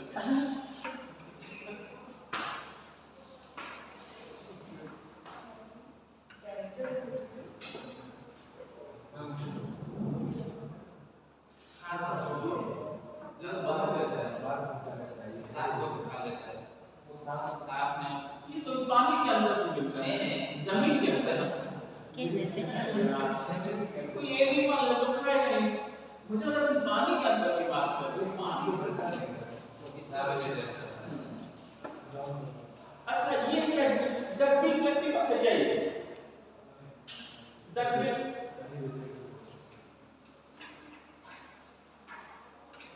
हाँ ठीक है, ये अलग अलग एनिमल एक होता है डकबिल प्लेक्टिकस, समझे? वो फिश है ना, पॉइजनस, वो है मैमल है। पॉइजनस क्या है? मैमल है, वो भी खतरनाक होता है। बेबी हनी बेजर नाम भी इसका गजब है, नागिन गजब। ये बेबी वर्ड कौन लगा रहा है? अच्छा बच्चा है ना वो। हाँ हनी जैसा। हाँ तो ये जानवर बोल गई हनी जैसा। और एक पता है डकविल प्लैटिपस। ओके कौन आपने कहा? हाँ डकविल प्लैटिपस देखिए आई गया वो ये देखिए ये उसी उस तरह से ही दिखता है देखिए ये पॉइजनस होता है डकविल। चलिए कोई दिक्कत नहीं है तो अच्छा इसका एग्जांपल लिखिए algae and diatom. Algae and diatom. Algae and diatom इसका एग्जांपल लिख लीजिएगा algae and diatom DITOM। Algae and diatom DITOM algae and diatom. Okay उसको लिखिएगा ये इसका एग्जांपल है फिर लिखिएगा they float on the surface. ये सारे को ऊपर तैरते हैं they float on the surface. They float on the surface generally in cold sea. They float on the surface. They float on the surface generally in cold sea। generally in cold sea and spreaded by sea current and spreaded by sea current। और sea current से क्या हो जाते हैं spread हो जाते हैं and spreaded by sea current। Okay अच्छा एक चीज और क्या कीजिएगा ये इतनी तेजी से बढ़ते हैं कि पूरे समुद्र को ढक लेते हैं। ये इतनी खतरनाक होता है झट से बढ़ लेंगे। हाँ फिर लिखिएगा गोया locks GONYA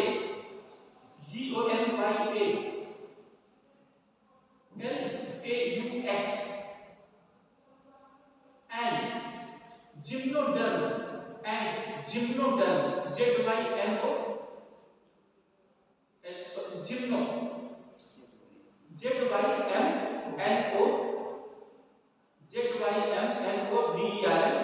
gymno gymnodon has high intensity to increase। ये बहुत तेजी से बढ़ते हैं नाम मत भूलिएगा। has high capacity to increase बहुत तेजी से ये दोनों जाति बढ़ता है।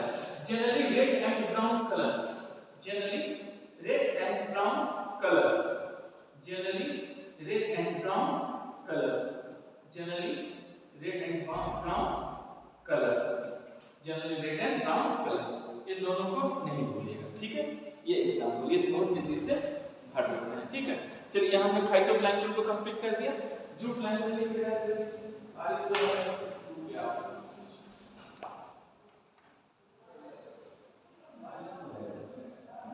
ठीक है जूप्लैंक्टन बढ़ा दो प्लस 1 मिनट या छोड़ दो जैसा बोलिए आप लोग। ठीक है चलिए कोई बात नहीं जूप्लैंक्टन ठीक है। सर वो हॉट डेजर्ट में ऑस्ट्रेलिया हाँ देखिए लिखिए NOT नोट में लिखिए कुछ लिखवा नोट में लिखिए और याद रखिएगा एक्चुअली वो सवाना है इसमें सवाना हॉट डेजर्ट नहीं इसलिए मैं तुरंत कहा नोट में लिखिए नो इन सवाना। नोट में लिखिए इन सवाना ठीक है। अब ostrich dash south Africa ostrich dash south Africa ostrich OSTRICH dash south Africa. तो बताइए साउथ अफ्रीका के समाना में क्या मिलता है ऑस्ट्रिच। ऑस्ट्रिच को हिंदी में नाम क्या है शुतुरमुर्ग। शुतुरमुर्ग नहीं इसका अंडा बहुत बड़ा होता है एक में तो सब का ऑमलेट और वो उड़ते नहीं है हाँ ठीक है वो पक्षी है लेकिन भागते हैं रोड पर बैठ करके हाँ है ना वो खतरनाक होते हैं वो। और उसी तरह एमू ये लिखे एमू डैश मैं इसके नाम के साथ मैं कोई रूप में लिखवा देता हूँ एमू डैश ऑस्ट्रेलिया ठीक है क्लियर हो गया। चलिए आप लोग बोलेंगे मैं तुरंत समझ के वो वहीं पर ओके करूंगा जैसा कि सवाल वो ये भी होते हैं पानी का अंदर करंट वाला मशीन है हाँ होता है। हाँ वो होता है, वो करंट मारता है, टेंगला टेक्टल्स होते हैं, वो तारपीट कुछ होता है, वो ऐसा मार के तो तबीयत खराब कर देता है, बहुत खतरनाक होता है वो तारपीट। बड़े मजबूत होता है ना उनका, ऐसे पंजा में चपटा सा रहेगा और टेंटिकल्स निकले रहते हैं, पूंछ पकड़ने जाए करंट 440। इसको खा सकते हैं। हाँ भाई